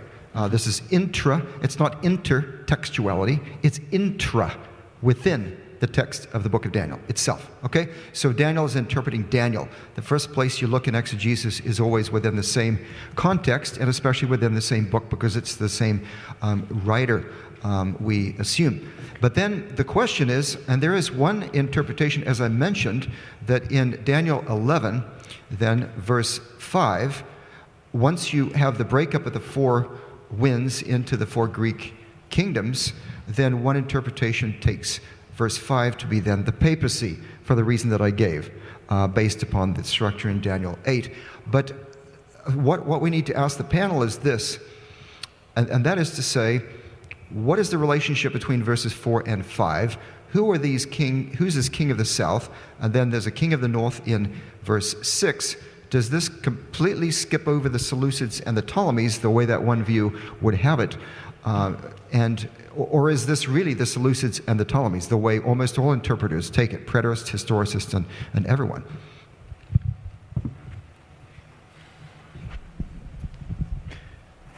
Before we try to answer that question, again, I want to come to these issues first and foremost from Daniel's perspective. So what does Daniel see? He sees conflict between the king of the north and the king of the south. So as we see the whole trajectory, we note a point that Daniel is actually making before we go to the historical application. It's always the king of the north that attacks the faithful. So this is the first thing that Daniel sees before I don't want us to bypass what is actually happening in the text. You're right. And I didn't intend for that. I know you didn't. I agree with you, Jerome, that always the text profile is what has to govern any application. So I'm just raising the question in terms of the application, so we go back to the text and evaluate that. Sure. So before we start going to the Seleucids, the Ptolemies, I just want to make that point that what Daniel is saying is that there's this conflict. And as my brother Samuel pointed out, that it's Daniel's concern, for his people, for the Messiah, for the holy things of God. And if you just follow the trajectory of the text, I think the first point that we have to see is that Daniel is seeing that the conflict against the people of God, against God himself, is coming from the king of the north. Once we have established that, and we have seen that's the flow of the text, then we can start asking these historical questions. And then that can be a control mechanism for how we understand historical applications, because it has to be what is happening in terms of the conflict against the people of God. It's just, we can't randomly grab things from history and say, oh, it fits here, it fits here. But what is the concern that Daniel is having addressed by the angel? And that's the conflict against his people, the conflict against the Messiah, the conflict against the holy things of God. So now that we have at least had a consciousness of concern that Daniel has, now we can start, I think, trying to get a sense of how do we even answer those questions when it comes to the historical application. As Dr. Roy has said, that you can read almost any interpreter of this chapter, and the history of the Ptolemies in Egypt and the Seleucids in Syria, there's almost universal agreement, verse by verse, as we go from verse 4 onwards, down, for at least 10 verses on the interpretation of this, the battles between the Seleucids and the Ptolemies. Almost every interpreter of every stream of interpretation agrees on that. So the question is really sort of syntactical, grammatical, semantic. Is there a close language relationship between these kingdoms divided toward the four winds of heaven, which are Greek, and then the king of the south? Is there any connection between them, or is this king of the south just sort of pulled out of air and it's just somewhere else? Mm-hmm. Amanda? Well, I don't know if this is on. Oh, it is. Okay.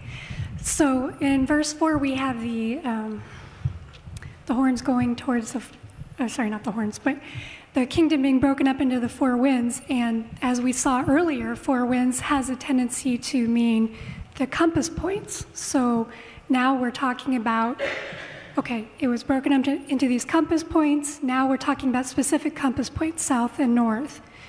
So I think just the fact that that phrase actually means different directions on the compass, so to speak, that is a strong indicator that that's related to verse 4.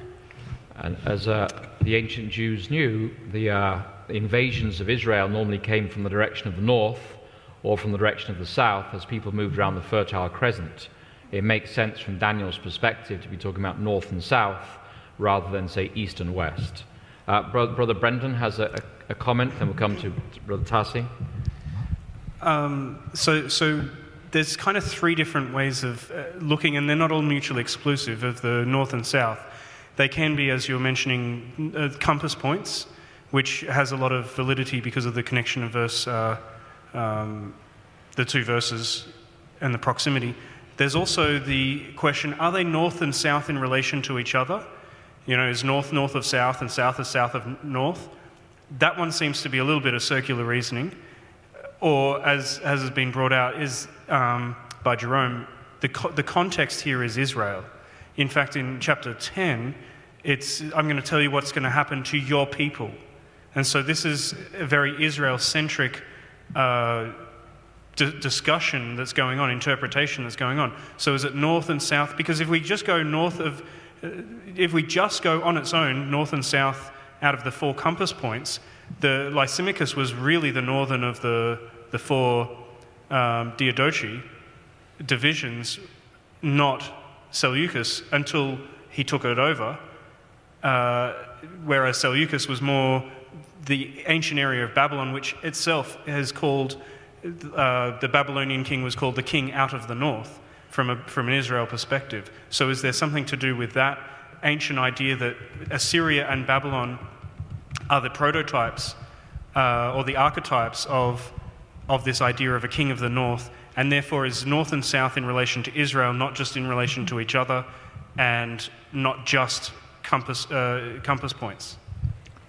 So when I say compass points, I don't mean like literally, looking at a map with latitude and longitude, exactly true north, true south.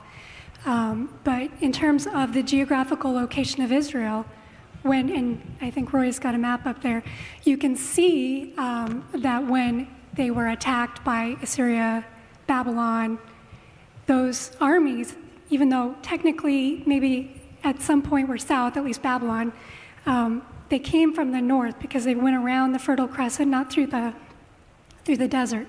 And Egypt is not exactly due south of Israel either, but it is when the Egyptian pharaohs would come up to conquer in that area, they came from the south. So it's not exactly a, perfect GPS locator kind of a compass point. So compass isn't really a great use, maybe not the best word to use, but it is talking about directions. Yeah, in Jeremiah 1 verse 4, Amanda's absolutely right. Jeremiah 1 verse 14, and Tim Rosenberg pointed this out to me yesterday. Then the Lord said to me, Jeremiah, out of the north disaster shall be let loose upon all the inhabitants of the land, which means that the north is the direction from which that power enters the land of Israel. That's what's relevant, and that's why some are called the king of the north. It's true that the Seleucid Empire included a lot of Asia Minor, stretched over to India at one point. It was very, very much to the east, but it was also to the north, and when they came and they entered into the land of Israel, they came from the north, because here's all desert, as Amanda said. They had to come from this direction, and then from Egypt, the south. Everyone comes either from the north or from the south, if they're coming by land to the land of Israel. Okay. Brother Tarsi? You asked the question whether we know that the king of the south is one of the four that broke up from the great king.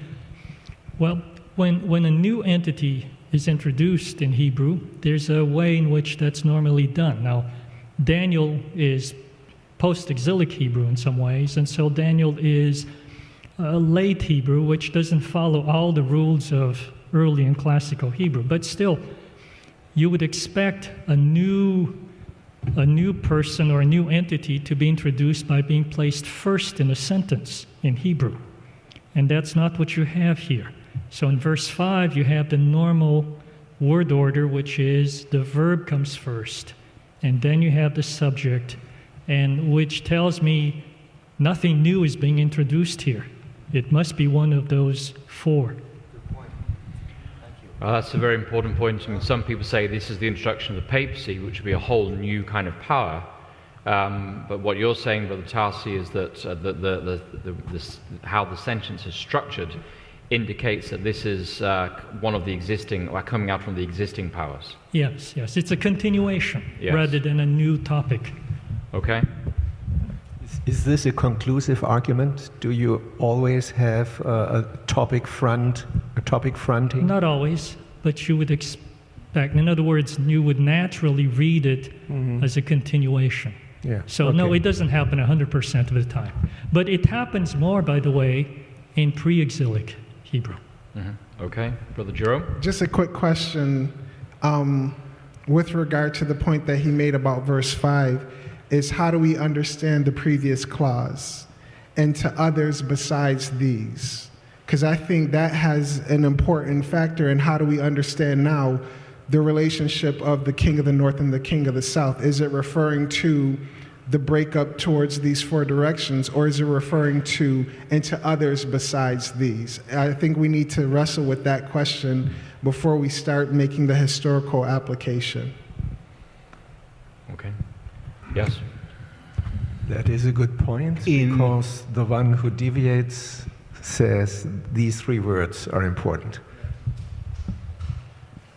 In biblical Hebrew, especially when we are reading a predictive discourse as Daniel 11, when Gabriel used a Wekatal form,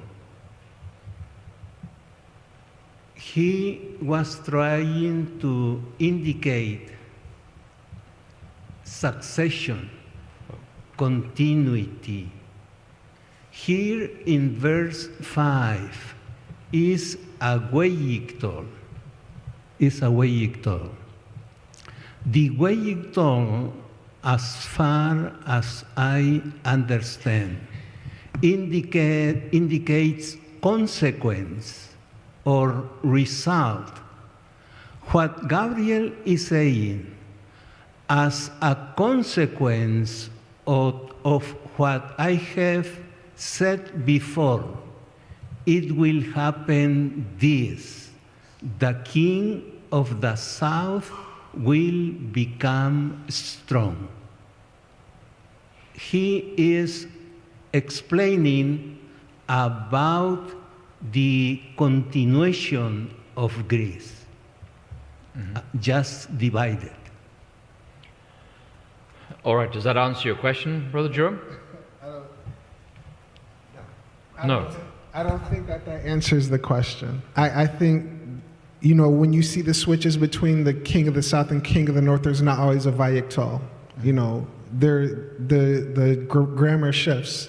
So sometimes you have exkatal, sometimes you have vakatal. So I'm not persuaded. I'm not saying it's not correct, but I just don't see that being a grammatical argument you can make throughout the whole chapter. As we read the discourse of Daniel, if we find a Wekatal it indicates succession.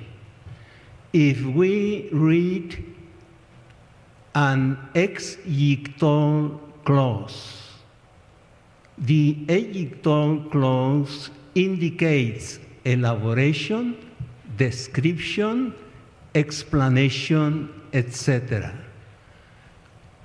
The verbal form weictol appears several times in Gabriel's discourse, at least appears 7 or 8 times.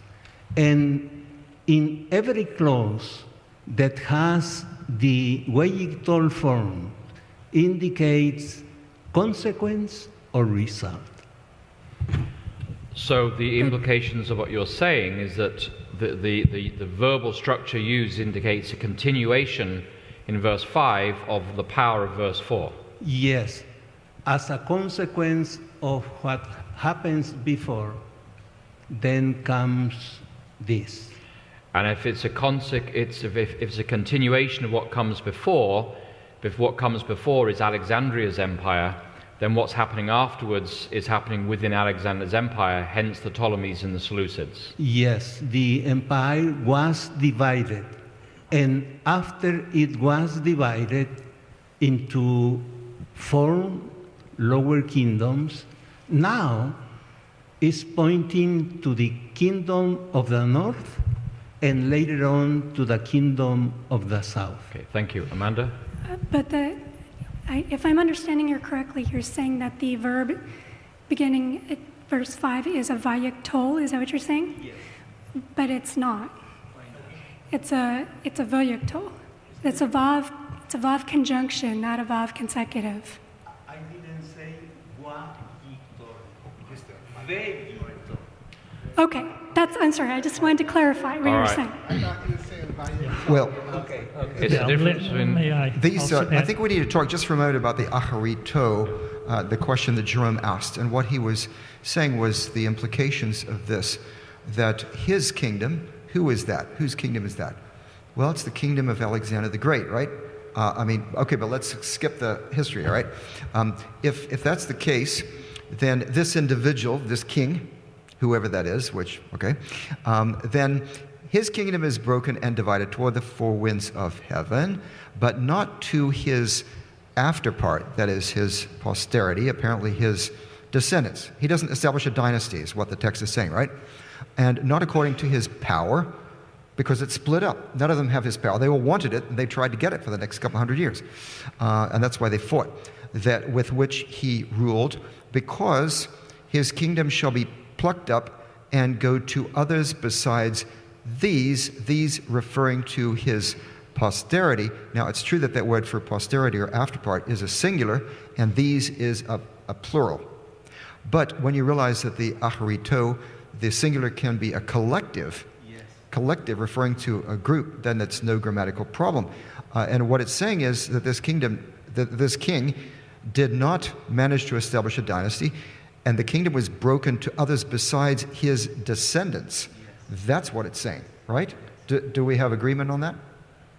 At least from me, yes. You agree? Okay, we can have a vote. What do you think, Martin?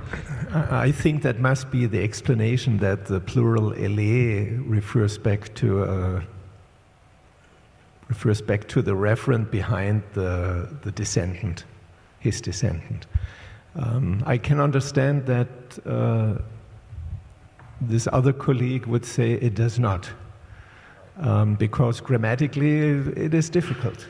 But if you say it's a collective singular and it's like the people is singular, and you can refer back to it with a plural if you want to stress there are many references within the And probably you should say Alexander, whoever that king is, he had some descendants, plural. Maybe that was expected for a king to have many who would come after him. And no one of these the kingdom is given to. By the way, how many descendants did Alexander have? he had mainly one infant son who was murdered, wasn't he? Murdered? Yeah. But this idea would be referring to So what you're history saying. would not be a good thing to start with, right, at this time? What was that again? History would not be a good idea to start with to explain what it means, No, because no. we do not have these. There are no more than. But as so you said, language. it's expected that a king is going to have a lot of different descendants because he had many. Do we not see wives in the and New so- Testament the Apostle Paul discusses God's promises to Abraham and to his seed, and God's promise to Eve and her seed, but the Apostle Paul narrows it down just to Jesus in Galatians chapter 3. We normally read the offspring of Eve in Genesis 3 and the promises to Abraham in Genesis 12 as plural, but Paul narrows it down to just the one offspring, that is Jesus Christ, in Galatians 3. We see a similar plural concept, but an individual application. Can we move on to the next passage where there seems to be agreement? And if you're smiling because these are the agreement passages, well, if we were doing marriage counseling, we'd say this is a marriage that has much opportunity for growth. But the next agreement passage that we come across is chapter 11, verses 31 through 35.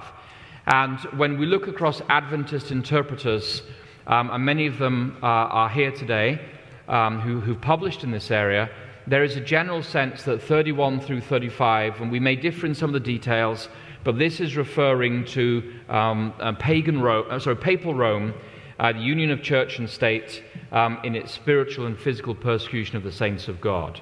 And so, yes, we have a hand raised here. If you can give us your name, brother, and then Pastor Kelly will bring you the microphone. And gentlemen, raise your hand again. But this is a passage where there seems to be general agreement that we're talking about the persecution of the saints by papal Rome. So, brother, if you can give us your name and your comment.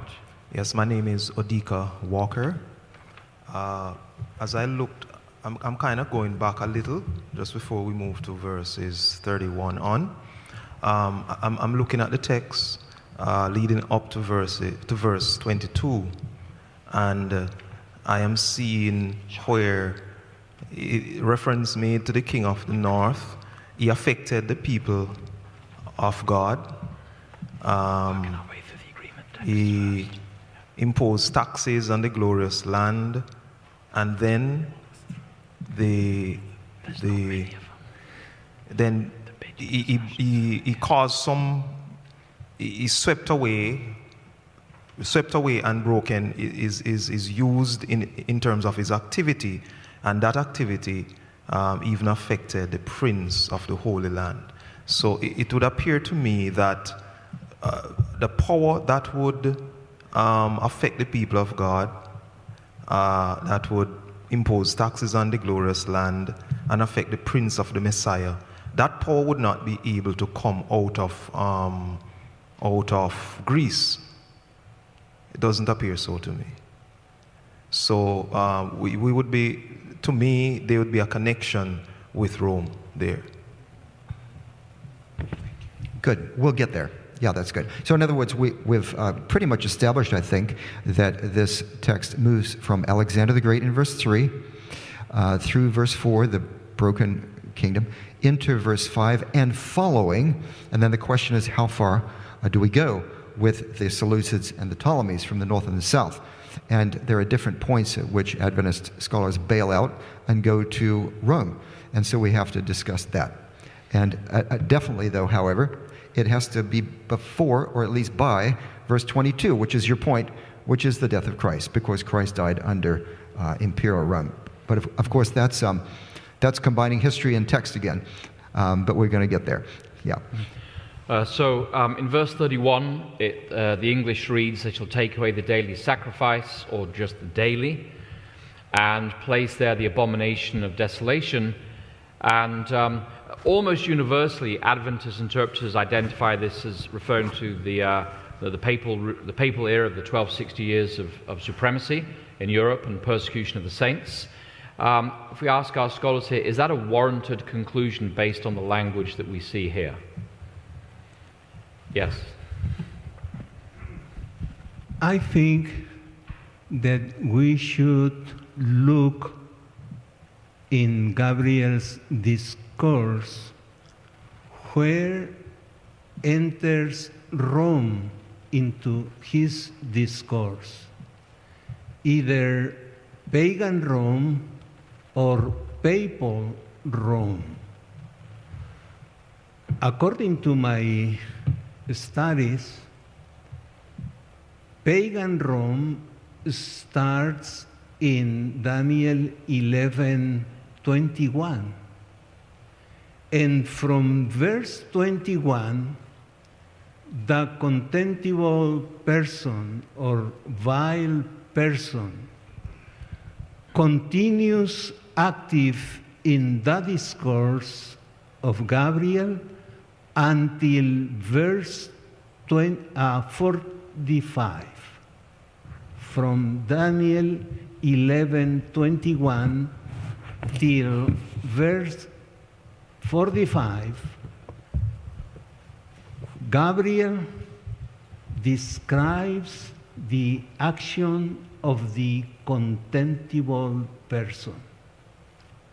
And from my point of view, we should start at that place and see where pagan Rome finishes and when starts papal Rome. And then we can decide if that verse speaks about papal Rome or about pagan Rome. Okay, thank you. Now, I know we want to focus on the text first rather than interpretation, but I'm just throwing this out. Depending on how you want to interpret it, what do we make of the King of the South beginning in verse 25? And how does that fit into the way we interpret Rome, whether it's papal or pagan? I think we're going to get sidetracked into the controversial text if we do that, the divergence text. The question from Conrad was, we have an... You're right. What we thought was, and this is a question, this is a test, if this is really true, but what some of us at least thought was general agreement on these verses and their language and their intra-textual relation to Daniel 8. Because in Daniel 8, we get similar language. See, forces from him shall appear, and so on and so forth, shall take away the... Burnt offering is not in the text. It just says the regular, or the regularity. And we can talk about the meaning of that, or maybe we won't. But in any case, in verse, back in Daniel 8, see, what is the power? Do we agree on which power takes away? I'll make that a little smaller there. Which is the power that takes away the regular, the tamid? And there's pretty much general agreement in Adventism that tamid is taken away by the papacy, right? That this is all talking about the papacy here. So then the question is, can we assume that because that language is used there, and then there's the setting up of the abomination of desolation, the desolating abomination in Daniel 8:13, it refers to the transgression that makes desolate. Pesha is a rebellious sin that makes desolate. Therefore, we can come to 11:31 and say, within the stream of the flow of the narrative flow of the prophecy of this interpretation in Daniel 11, we have arrived at least by this point, we've arrived at the papacy. And then we can go back and we can look at the details. We may have arrived at pagan or papal Rome before this verse, but in terms of like a junction point in time, can we agree that by 31 we're looking at the papal supremacy of the 1260 years? That's the essential question here. I said before that Daniel's concern was God's people, the people of the covenant. And we must study where Gabriel talks about the temple of Jerusalem that would be destroyed according to Daniel 8, explained in Daniel 9. In Daniel 9, the explanation of Gabriel is the city of Jerusalem and the sanctuary will be destroyed. It is the heavenly sanctuary that would be destroyed? It would be the Jerusalem of above that would be destroyed, or it is the temple of Jerusalem and the city of Jerusalem that would be destroyed according to Daniel 9:26. If Daniel 11 is an explanation of Daniel 8, we must look at what point Gabriel explains about the destruction of the temple, about the desolation of the people of Israel. Till verse 21, I have not seen the explanation of Gabriel. Okay. I come back to what Roy said. In my dissertation, I showed about 15. There might be more relationships between Daniel 8 and Daniel 11, between the little horn in Daniel 8 and the king of the north, starting from verse 30, 31. And it's very interesting to see that there are almost no relations to the Daniel 8, 9 to 14 text from the verses before. So from verses 4 to, let's say, I think the first one would be in verse 27.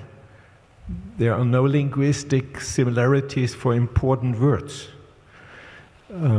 It shows to me, when you come to around verse 30 or 31, you are dealing with a power which is described in similar language like the little horn in Daniel 8. If that would allow us to say it is the same interpretative referent, then we would go further. Does it? That's the question. Yes, there is almost universal agreement, but I know of at least one person who sees Daniel 11:31 as the text to which Jesus refers to in Matthew 24, verse 15. When he refers back not to Daniel 9, as we Adventists usually say, because he says from the Greek, it is a same kind of exact quote from Daniel 11:31. So I don't know if you go in that direction. Help me here, but yes, this person sees here the destruction of Jerusalem, so to speak, as a typical event for the destruction, or the attempted destruction of the heavenly temple, which is referred to in Daniel 8. Now, I do not believe this is true, because the references in the language are so clear at this point to the little horn in Daniel 8 that I think this should be the little horn here. This king of the north is the same as the little horn in Daniel 8. Okay. If we are trying to look for parallelisms of Daniel 8 and Daniel 11, in Daniel 8, verse 9, it says that the little horn would come out from one of them. Then it says, it shall go to the south, to the east, and to the beautiful.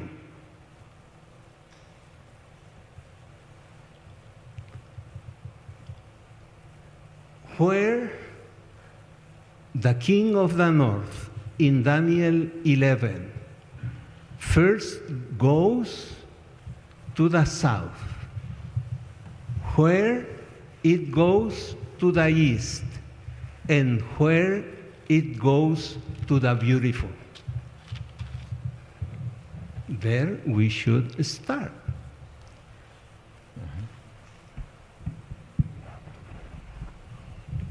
Looking at the text, I'm not sure if we're... Can you speak up, Brother Tarsi? Yeah, I'm not sure if...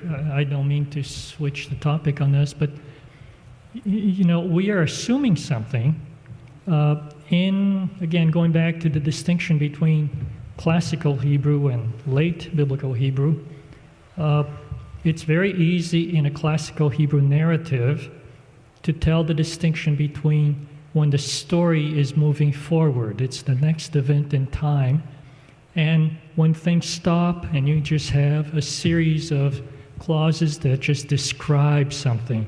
But this is post-exilic Hebrew. This is late biblical Hebrew. And the clues aren't always there. But I do ask the question, is there a lot of temporal progression going on here? Or do we have a big, long description that's not necessarily in temporal sequence? I will answer Dr. Lee's question. It is true. Historical narrative in biblical Hebrew, if the clause begins with a guayictol verb form, the guayictol indicates succession in historical narrative. In standard Hebrew, predictive discourse, if the clause starts with a guecatal verbal form, it indicates succession. The same applies in the book of Daniel. In Daniel 8 is a vision report. It's similar to historical narrative. In Daniel 8, we find the guayictol verbal form indicating succession, continuity. In Daniel 11, it's not historical narrative. It is predictive discourse. And if the guecatal verbal form initiates the clause, indicates succession, continuity. If the clause starts with a particle or a noun, and then comes the verb yictol, it indicates elaboration, explanation, contrast, etc. I see in the book of Daniel how it is biblical, late biblical Hebrew, also follows the same grammatical rule of classical Hebrew. Yeah, but if we do that, then we need to see how that works out. I'm not sure it does, but that's why I'm asking. I think we need to get back to the question, which we have been overlooking in verses 31 to 30. Do we say 35? If this is, as Dr. Probst Martin was saying, if this does relate to the papacy passage in chapter 8, then what about the following verses? He, that is, he, if that's the papacy, the little horn, shall seduce with flattery those who vow the covenant, and so on. And then many days they will, or some days they'll stumble by sword, flame, captivity, plunder. Is that a persecuting power? Is that little horn a persecuting power in chapter 7 and chapter 8? Does that fit with that same power? Mm-hmm. And then they'll receive a little help. Many will join themselves to them with flattery. What does that mean? And then after we figure out what the text means, we can talk about the history. Some of the wise shall stumble. Stumbling can refer to death. In verse 19, it refers to the end of a particular power, a particular king. We can find out who that is. So they'll be refined, purified, made white until the time of the end, for it awaits the appointed time. So that passage there, what's that really talking about in relation to chapters 7 and 8? May I just follow up here? Because the reason why I mentioned the question of whether there's temporal sequence or not is related to what you were raising here. Do these things have to happen after the setting up of the abomination of desolation? That's where I was going with those comments. Okay, Amanda? So to your question, is this a persecuting power? If you look just at verse 30, which is not one of our anchor texts, but it's immediately preceding our anchor text here, it talks about the power becoming enraged and taking action against the Holy Covenant, which sounds very specifically like a power that is persecuting a religious people group. And it also seems to be maybe one of the texts that Revelation later is maybe has in mind with the woman and her seed, and then when he's not able to, the water comes out and the water is absorbed into the earth and he's upset about it, the dragon, right? He goes and makes war. So Amanda, what you're saying is the text, verse 30, it seems to be referring to a persecuting power, persecuting the people of God. Yes. That may parallel the persecuting power of Revelation 12. Yes. Where the woman seeks refuge in the wilderness. Which would be a later, discussion of this. Not that we're trying to get into Revelation yet, because that's a little premature, but I'm just saying I think this text might have been one that Revelation had in mind. All right, so we need to take a break now. Martin had his hand on the buzzer before we to go for a break. If you take a final comment, Martin, then we'll take a break, and then we'll continue. I hope you like my final comment. For the audience, and you correct me if I understand this wrong now.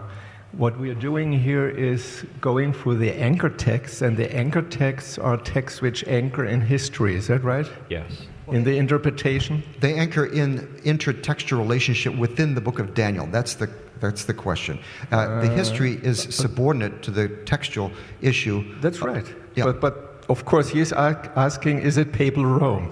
Mm-hmm. Because we know from Daniel 8, the horn is papal Rome.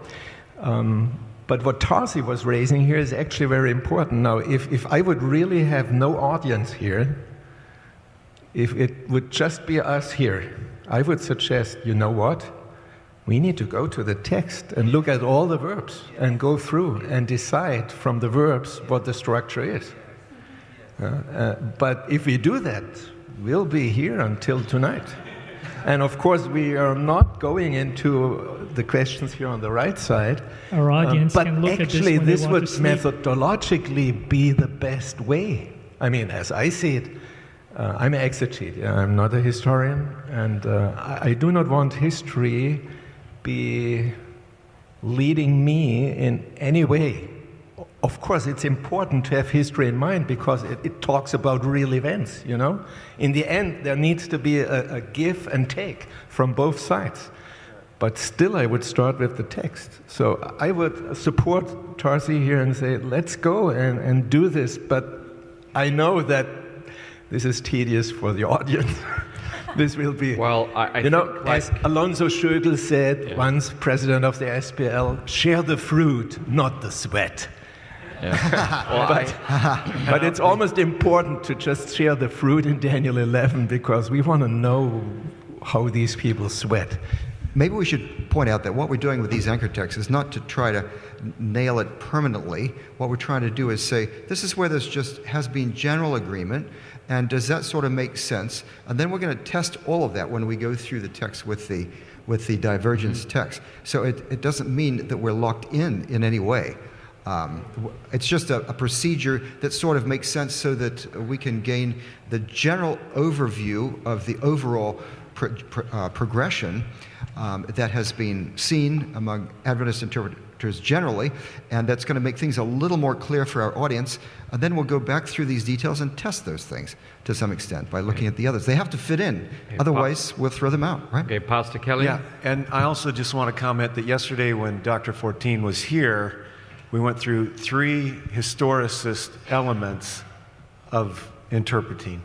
And so the texts matter immensely, but there are these components of history and the rest of the book of Daniel that do set some parameters, and they don't force themselves on this chapter in an illegitimate way, but they do bring a serious point of reference to the chapter too. It's kind of a safety net at some level not an absolute directive, but an imbalance. So I just want to make sure we are enjoying this and learning immensely. But it is in the context of those threefold things. So we appreciate what's happening. It's been very, very good. We'll take a break now, but while we're taking a break, this is a half semi-humorous comment. You know how they produced the Septuagint, the myth? They locked them away somewhere and said, don't come out until you've translated the Old Testament. You have a Greek translation.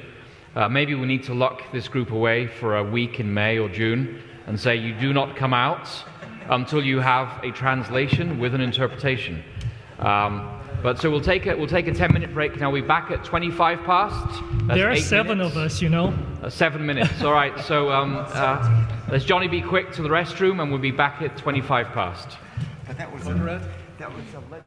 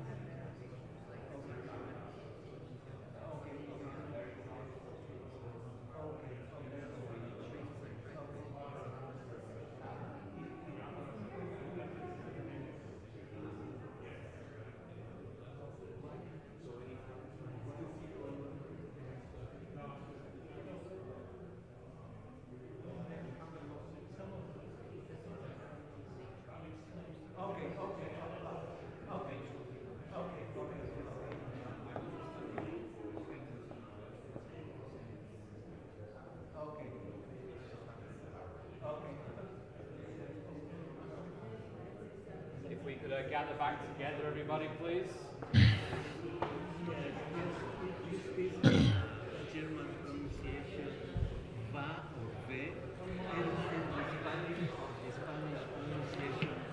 All right, if we could join back together for our final session before our lunch is prepared for us. We have about 25 minutes to delve into something a bit more deeply now, as we invite our scholars to come back to the table.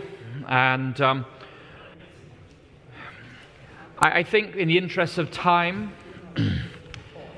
if we could please take your seats and conclude our discussions. In the interest of time, we're going to assume that we can all agree that Daniel 12, 1, 2, and 3 refer to the second coming of Jesus and the final time of trouble. On that basis, we will move back to some of the disagreement texts, start moving into those. So, Pastor Rosenberg, can you take your seat? And Pastor Martin, if we can invite you back to the lectern here, we will continue with our journey. Yes. So welcome back, Brother Martin. Yes. And as an earlier Brother Martin said, here I stand, I can do no other. So, we'd like to invite the panel to focus, as you look at your handout here, to focus on the areas of disagreement. And the first significant area that we want to explore is, when does Rome come onto the scene in this chapter? Because historically, many Adventist interpreters have taken the idea that Rome appears much earlier than someone like Pastor Roy Gain argues. The argument has been that Rome appears with Pompey standing in the beautiful land, the conquest of Israel, and so many Adventists have argued that in verse 16, that he who comes against him shall take the actions he pleases, and no one shall withstand him. He shall take a position in the beautiful land, and all of it shall be in his power. And that verse has often been used by Adventists to argue this is the arrival of Rome, Pompey conquering Palestine or Israel in about 63 BC. On the other hand, there is a divergent view espoused initially, I think, by Roy Gain and others now, that we're looking in these verses all the way up to about verse 20, is that right? 19. We are not looking at the arrival of Rome with Pompey and Julius Caesar being the one who will stumble and fall and not be found in verse 19 in the Ides of March.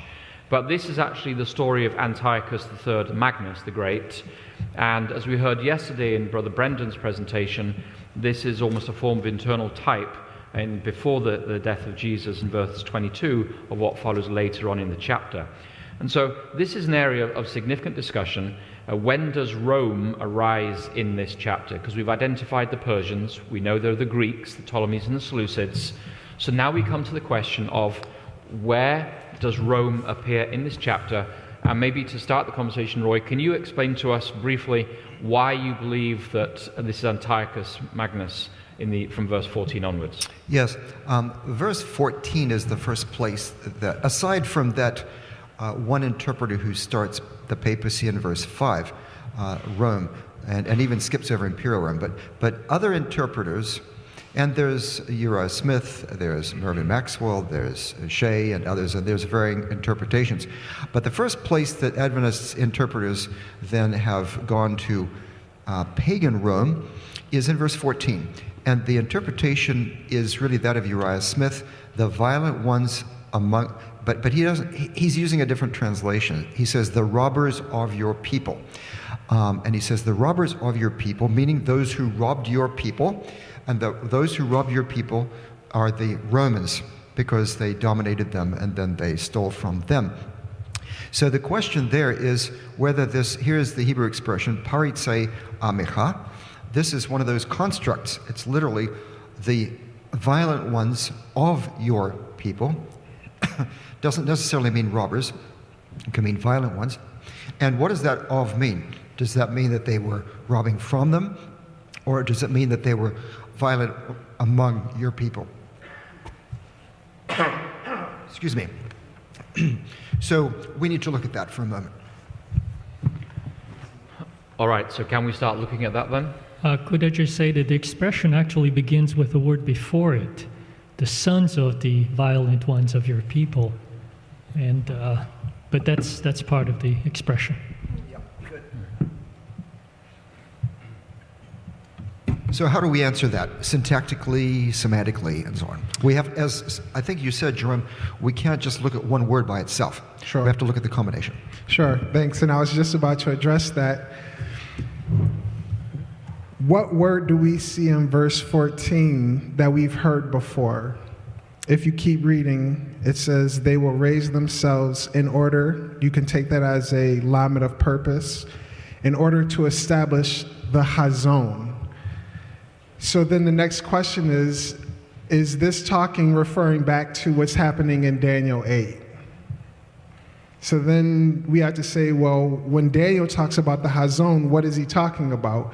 And I think he's talking about the whole vision, the ram, the goat, the little horn.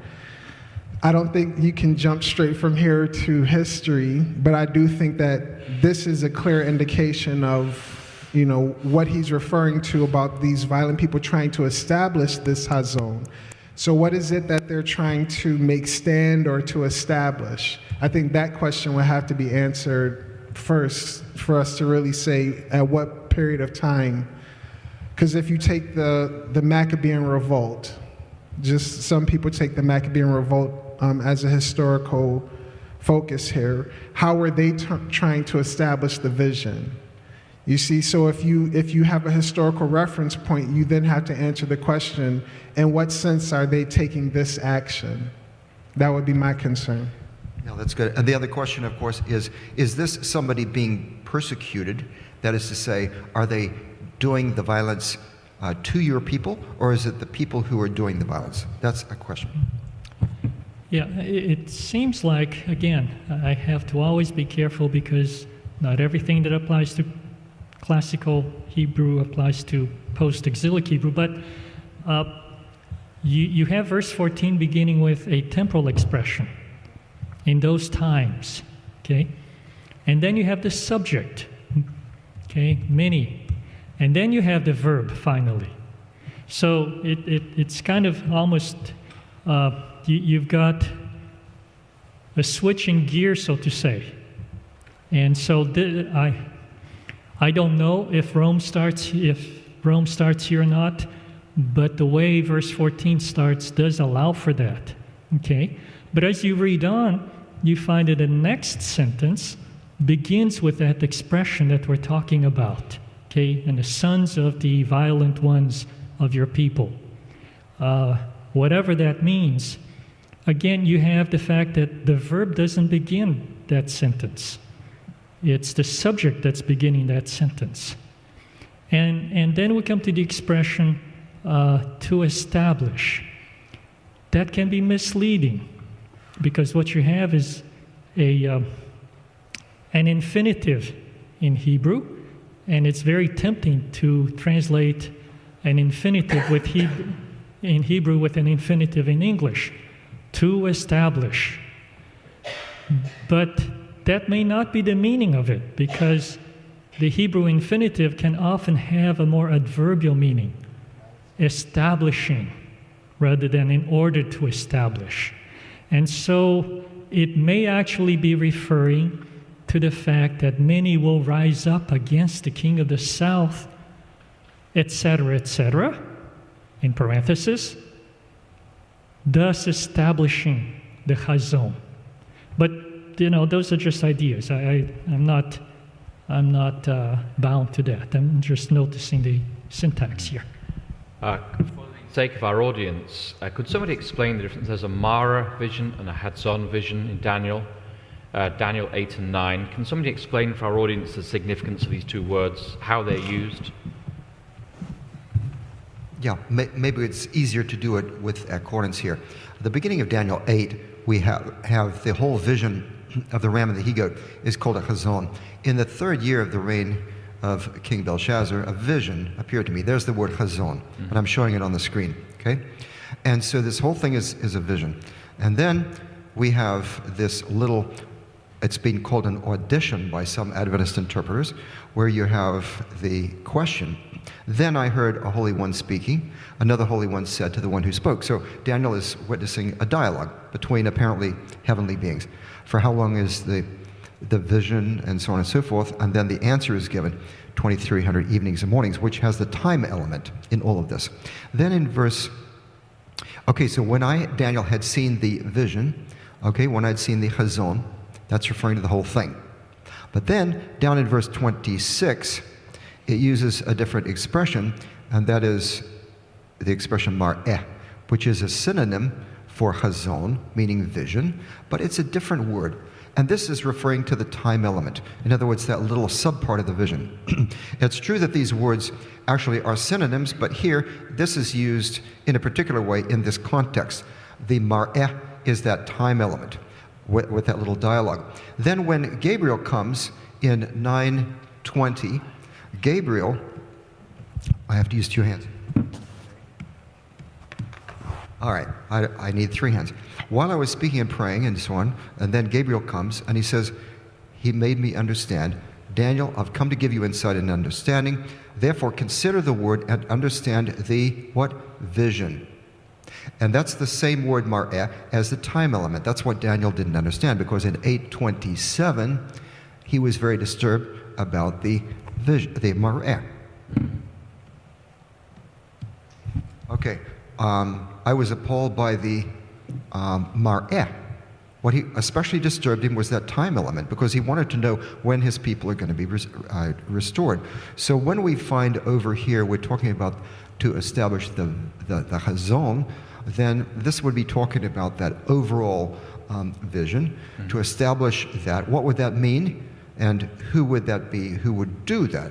We couldn't imagine anyone but the Jewish people doing it, and so that's the way it's usually interpreted. Okay. You asked me, though, Conrad, earlier, why do I reject this? And I say that this could not refer to Rome introduced here or in 16. 16 is generally, most Adventist interpreters say that this is the Romans coming in, and they take over the glorious land, which is the land of Palestine. They say this is the time of Pompey the Great, came in 63 BC, took over Palestine. I reject that because as a result of introducing Rome, Adventist interpreters then go in verse 17 and they say, he shall give him the daughter of women to destroy the kingdom. And they say, aha, who's the really prominent Greek woman in this period? It's got to be Cleopatra the Seventh. Now that's the Elizabeth Taylor Cleopatra. That is to say, from the movie Cleopatra, okay? But there were lots of Cleopatras, just like there was a whole string of Ptolemies.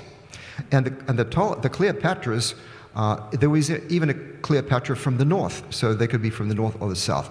So Adventist interpreters have taken this to be the last Cleopatra, who messed around with Julius Caesar, had a son by him, and then Mark Antony. And she was the last of the Ptolemies, except for her young son, who was then killed. That's wrong, because, and I'm dogmatic about that, not most things, but I am about that, because it says, he shall give him the daughter of women to destroy the kingdom. Cleopatra the Seventh was never given in marriage by anybody. She went and met Julius Caesar by having herself wrapped up in a roll of carpet and then unrolled as a present before him because he didn't want to see her. And furthermore, are we talking about the north or the south? Here it is the king of the north who stands in the glorious land. He shall set his face to come. He shall perform terms of an agreement. This is king of the north, gives his daughter from the north to the king of the south to destroy the kingdom. To me, this is an anchor point. It's a very specific description of a historical event. This is Antiochus III giving his daughter, Cleopatra I, in marriage to Ptolemy V from the south. This is still in the time of Antiochus III. Therefore, Rome is not introduced in verse 16 or verse 14. But I introduce Rome as the commander in verse 18, who puts an end to Antiochus' insolence as he goes up and tries to take the coastlands of Turkey and Greece and so on. And then this commander, yes, Roman commander, defeated him at the battles of Thermopylae and Magnesia. And then as a result, he lost all of those territories, had to pay crippling tribute, and his son Antiochus IV Epiphanes, the Antiochus Epiphanes, was a hostage in Rome as a result of that. So this is really the end of the expansion of the Seleucid Empire. We reach the height of it under Antiochus III, and then Rome comes in and starts to dominate. That's the way I take it. So anybody can, the target is on the chest, you can start shooting away, but that's the way I see it. Let me ask the question, because Jerome raised the question about the fulfillment of the vision. He said that's the verse we've seen out before in Daniel. In what sense was the life and career of Antiochus III, how do we see that being fulfilled in relation to Daniel 8? Well, this is the time of Ptolemy V, who was a boy king. And there's many shall rise against the king of the south. That's true, that happened. That's when the famous inscription that was found, the bilingual inscription, the Rosetta Stone, found by the soldiers of Napoleon in 1799, that was written during the time of Ptolemy V, and it has to do exactly with that time when there was an uprising. Now, we don't exactly know what it means about the violent ones among your people will lift themselves up to fulfill the vision. We didn't know exactly what that is historically. Don't have a good reference point. But within this framework, it would apparently be during that time period. All right, thank you. Yes, let's take our brother from Australia, then we'll take Brother Michael here. So it seems some of the things that would either support, like your thesis, Roy, would rise or fall on. The main one is going to be in verse 16, but before that, the violent ones either being a subjective or an objective construct. Right.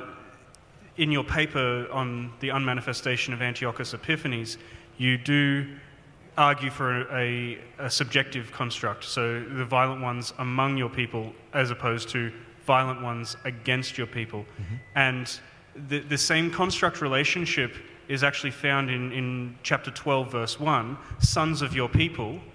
It's just no longer has the sons of the violent ones of your people. So it's just taken out that one word. So it seems to me that whether we see it as objective or subjective, we would have to be consistent sons against your people or sons among your people in chapter 12, verse 1, if we're doing sons of violent ones against or among in chapter 11, verse 14. Does that ring true? Mm-hmm. That's a good point. Thank you. Just for context. But then the main thing, and I want to hear what everyone has to say, for Rome to be introduced by a pronoun attached to a verb in verse 16, he who comes against, that doesn't seem to be something that would be normal in Hebrew. It would need to be an explicit subject before that for the he to be referring to. Otherwise, the he should refer to the previous subject, which is the king of the north, and the reflexive him referring to the previous object, which was the king of the forces of the south. Would that make sense? Well, if you're asking me, and we can hear from Tarsi on the grammar. All around. Let's hear from Tarsi first. Well, I was going somewhere else, so let's hear from Roy first. Roy ask a question, then Brother Tarsi. I agree that you have the king of the north comes against the king of the south, which shall not stand. Or even his best troops, for there shall be no strength to stand. And then the contrast, but he who comes against him, that's the king of the north, right? Shall do as he wills. None shall stand before him. He shall stand in the glorious land. And this is the first time, Antiochus III is the first time when the land of Israel passes into the hands of the Seleucids. Before this, it's been in the hands of the Ptolemies. So this did happen historically, and it fits the text. Brother Tarsi, and then Brother Michael. Yeah. Going back to the question of the kind of genitive construction you have here, I guess I didn't make myself clear. If the second sentence in verse 14 is a backgrounded sentence, it seems to lend support to the idea that these are people who are part of the rebellion. In other words, many rise up against the king of the south, and then in parentheses, it includes the sons of violence of your people, they will rise up to, and that's where I was going with that. Well, yeah, and from a grammatical point of view, you see it starts, the clause then starts with ubene paritse amicha. It doesn't start with the verb. So it's not just continuing, it's parenthetical here. So I totally agree. But I guess one question could be, this word paritz, what does it mean elsewhere? And we have another verse, paritz hayot. What does this mean? Is it the violent ones against the animals or the violent ones of the animals? There will not be there a lion, and the paritz of the animals, that would be like the lion, right? The ferocious one, the violent one of the animals would be in parallelism with the lion, right? Rather than the violent ones, well, I guess you could say it's the violent one against the animals here in that sense as well. You could say either way it could go. So you can't really totally determine that. You've got another one here, but it's not in construct, so it doesn't really help so much. This is really the only one in construct. Yeah, the construct can go either way. So the fact that it's construct doesn't really tell us anything. That's right. But the context here seems to suggest more one or the other. That's the point. So what I'm hearing you say is that the second half of this verse, 14, violent men of your people shall exalt themselves in fulfillment of the vision, that's really just an echo statement, a parenthetical explanatory note of the first half of that sentence. Am I hearing you right there? Yes. Yeah. Okay. Do you all agree with that as a group? I mean, not necessarily explanatory of it, but it's just something that happened there. It's a little footnote. All right. Michael? Well, some of it has just been said, as Tarsi has pointed out. Verse 14 does begin with a vav disjunctive. This is somewhat indicating that something in the narrative has shifted. So you seem to have, as most critical scholars agree, and I agree, you have the story of Antiochus III being told, and then all of a sudden, and we don't want to go to history too soon. We never want to go to history too soon, but this verse would come right at the moment as it's preparing to share the apex of Antiochus III's reign, his power. So right as we get to the apex of his power, all of a sudden grammatically, when we're trying to come back to the text, we do have ubatim, which is a vav disjunctive. This represents some sort of narrative shift. It is a parenthetical. The whole sentence, the whole verse seems to be constructed in a way that it's an afterthought. You know, it's kind of telling there will be rebellions around those times. There's only one other precise occurrence of that, ubatim, in the Old Testament, and that's in 2 Chronicles 15:5, where it is used exactly in that way, as a very broad, summary kind of around those times statement. So there is some sort of, this is a parenthetical aside explaining the broader context of the narrative flow, which is Antiochus III's, at least this is widely agreed, Antiochus III's, the apex of his reign. Well, miracle of miracles, I think we found agreement on a text, but Brother Ed Nelson? Yeah. And then over here. Regarding Daniel 11:14, I've heard it suggested before that this is the entrance of Rome, and I had dismissed it for a long time. And then I went and compared that verse with Ezekiel 7, and I found a lot of comparisons with Ezekiel 7 to be quite compelling. Ezekiel 7 is a passage where God is telling, I'm going to destroy my people, I'm going to destroy my secret places, I'm going to, the paritz, the robbers are going to enter into my holy place because you have taken my glory, my sabid, the beautiful things I gave you, and you've made abominations and idols. And it talks about this being a chazon that will be fulfilled in the future. It has all of these linguistic connections that come back here. And so the more I thought about it and looked at this, I began to wonder, is this possibly talking about Rome in connection with that? And this is not something I've heard a lot of people discuss either. In Daniel 11, verse 10, this war between Antiochus III, as I understand it, and Ptolemy V,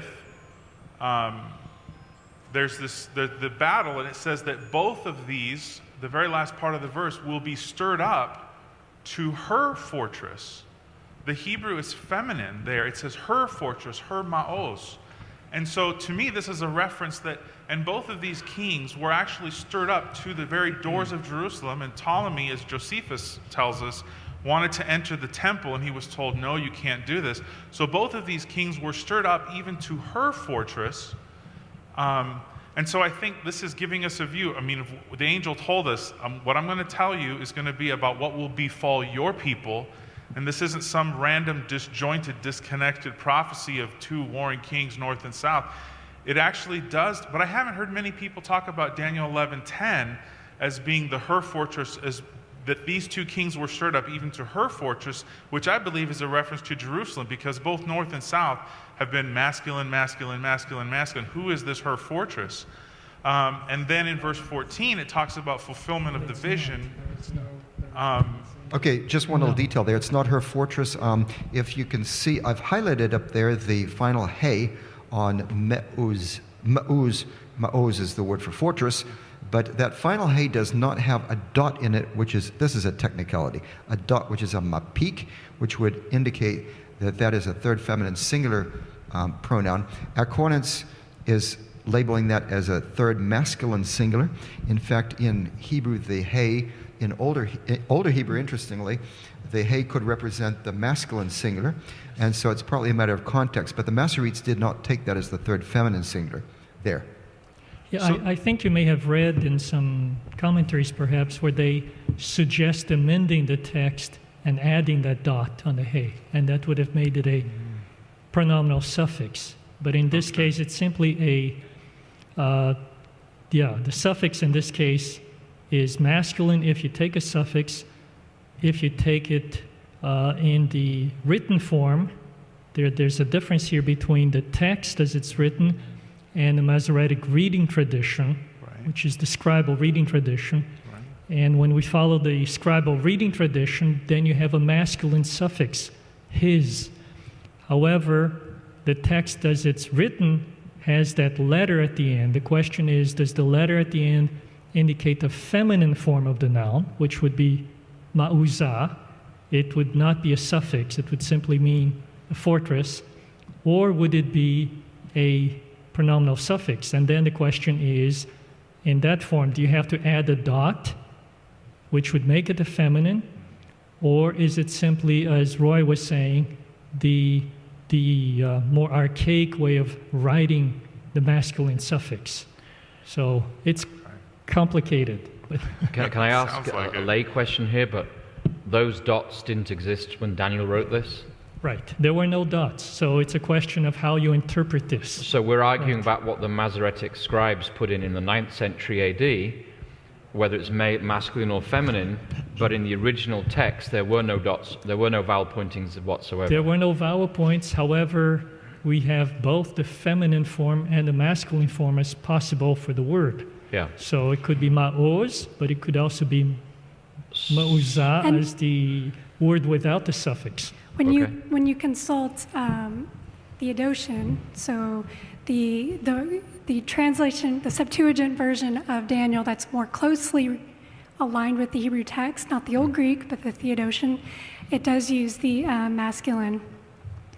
third masculine singular of to. So yeah, we can say, oh, maybe in the 9th century they didn't think it was feminine, but also at this time, these translators also didn't think it was feminine. They thought it was masculine. So that's a clue. It's not definitive, but it's a clue. Also, they had a very precise, long tradition of oral chanting, and they would have made a distinction between the sound of the hey with the mapik and without it, because with the mapik, it's a consonant.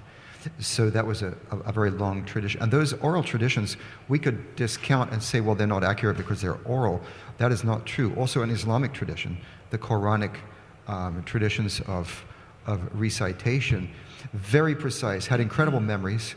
In fact, there's my rabbinics teacher at Berkeley told me that likely Rabbi Judah the Patriarch redacted, that is, edited the entire Mishnah in 200 AD, orally to memorizers, professional memorizers. There was one other item in connection with this. I agree with Dr. Gain on verse 17 that this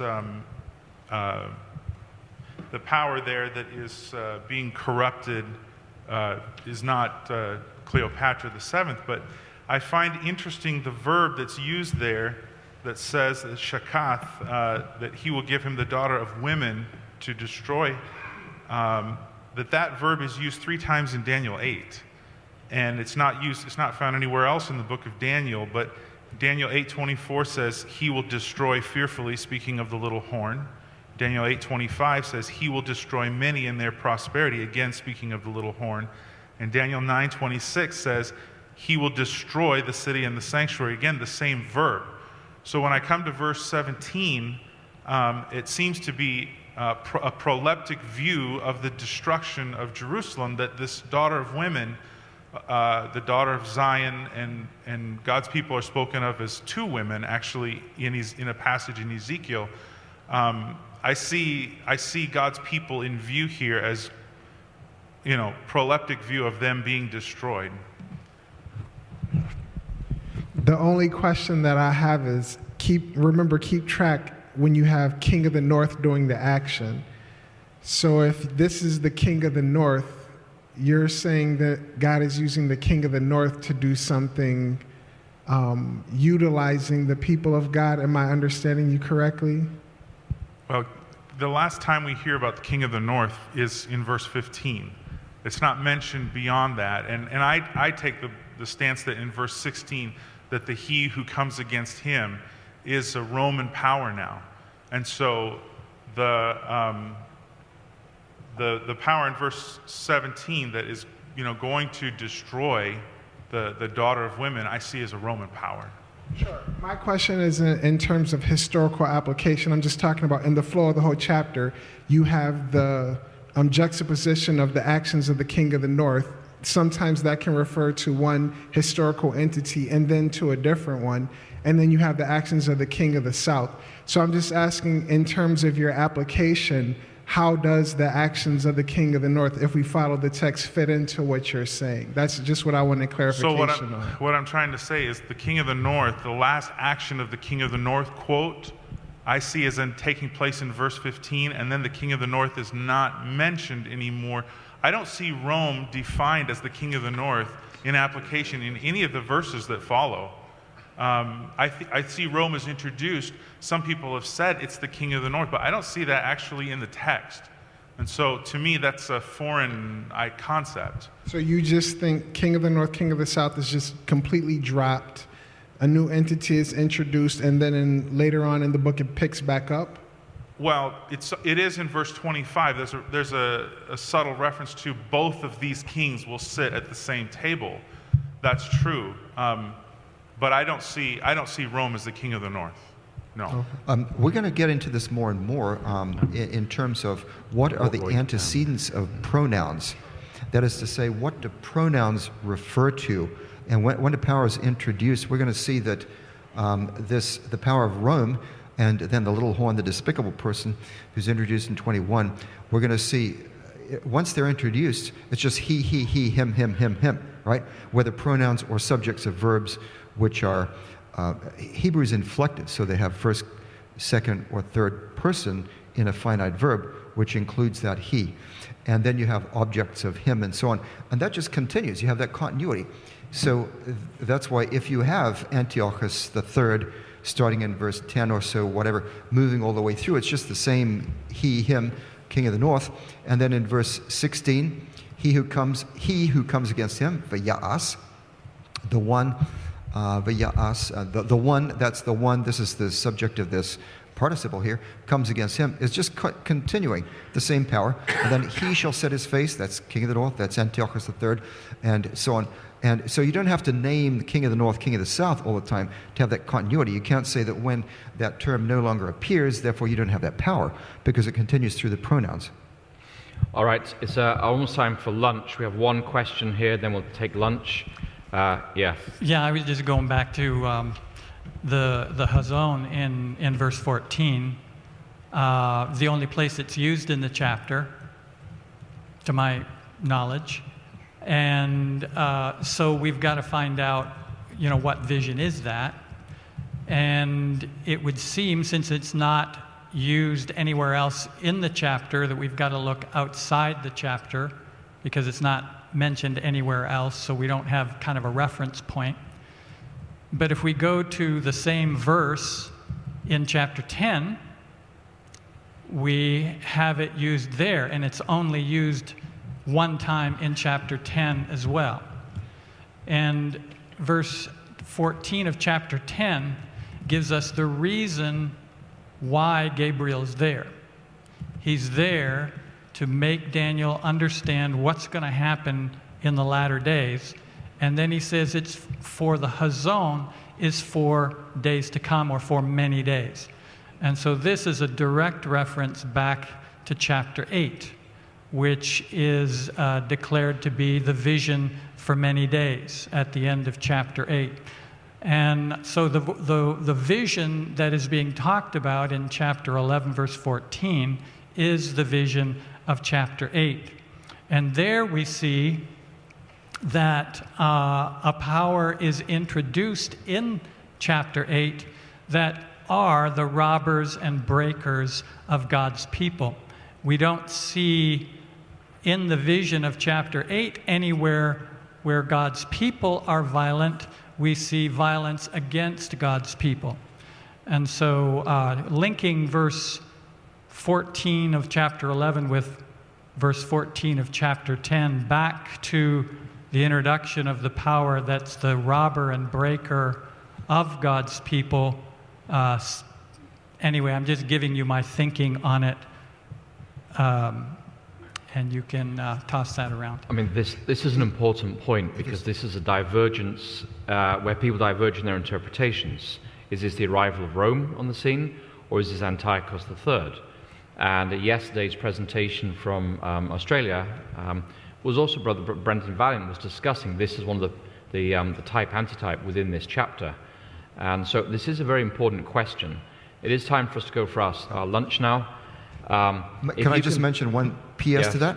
And that is, that's the exegetical issue. Is it's true that some expressions do recur in Daniel. Sometimes they're in the same kind of context in which there are often multiple indicators. As 1131 we saw, Martin perhaps has mentioned multiple indicators.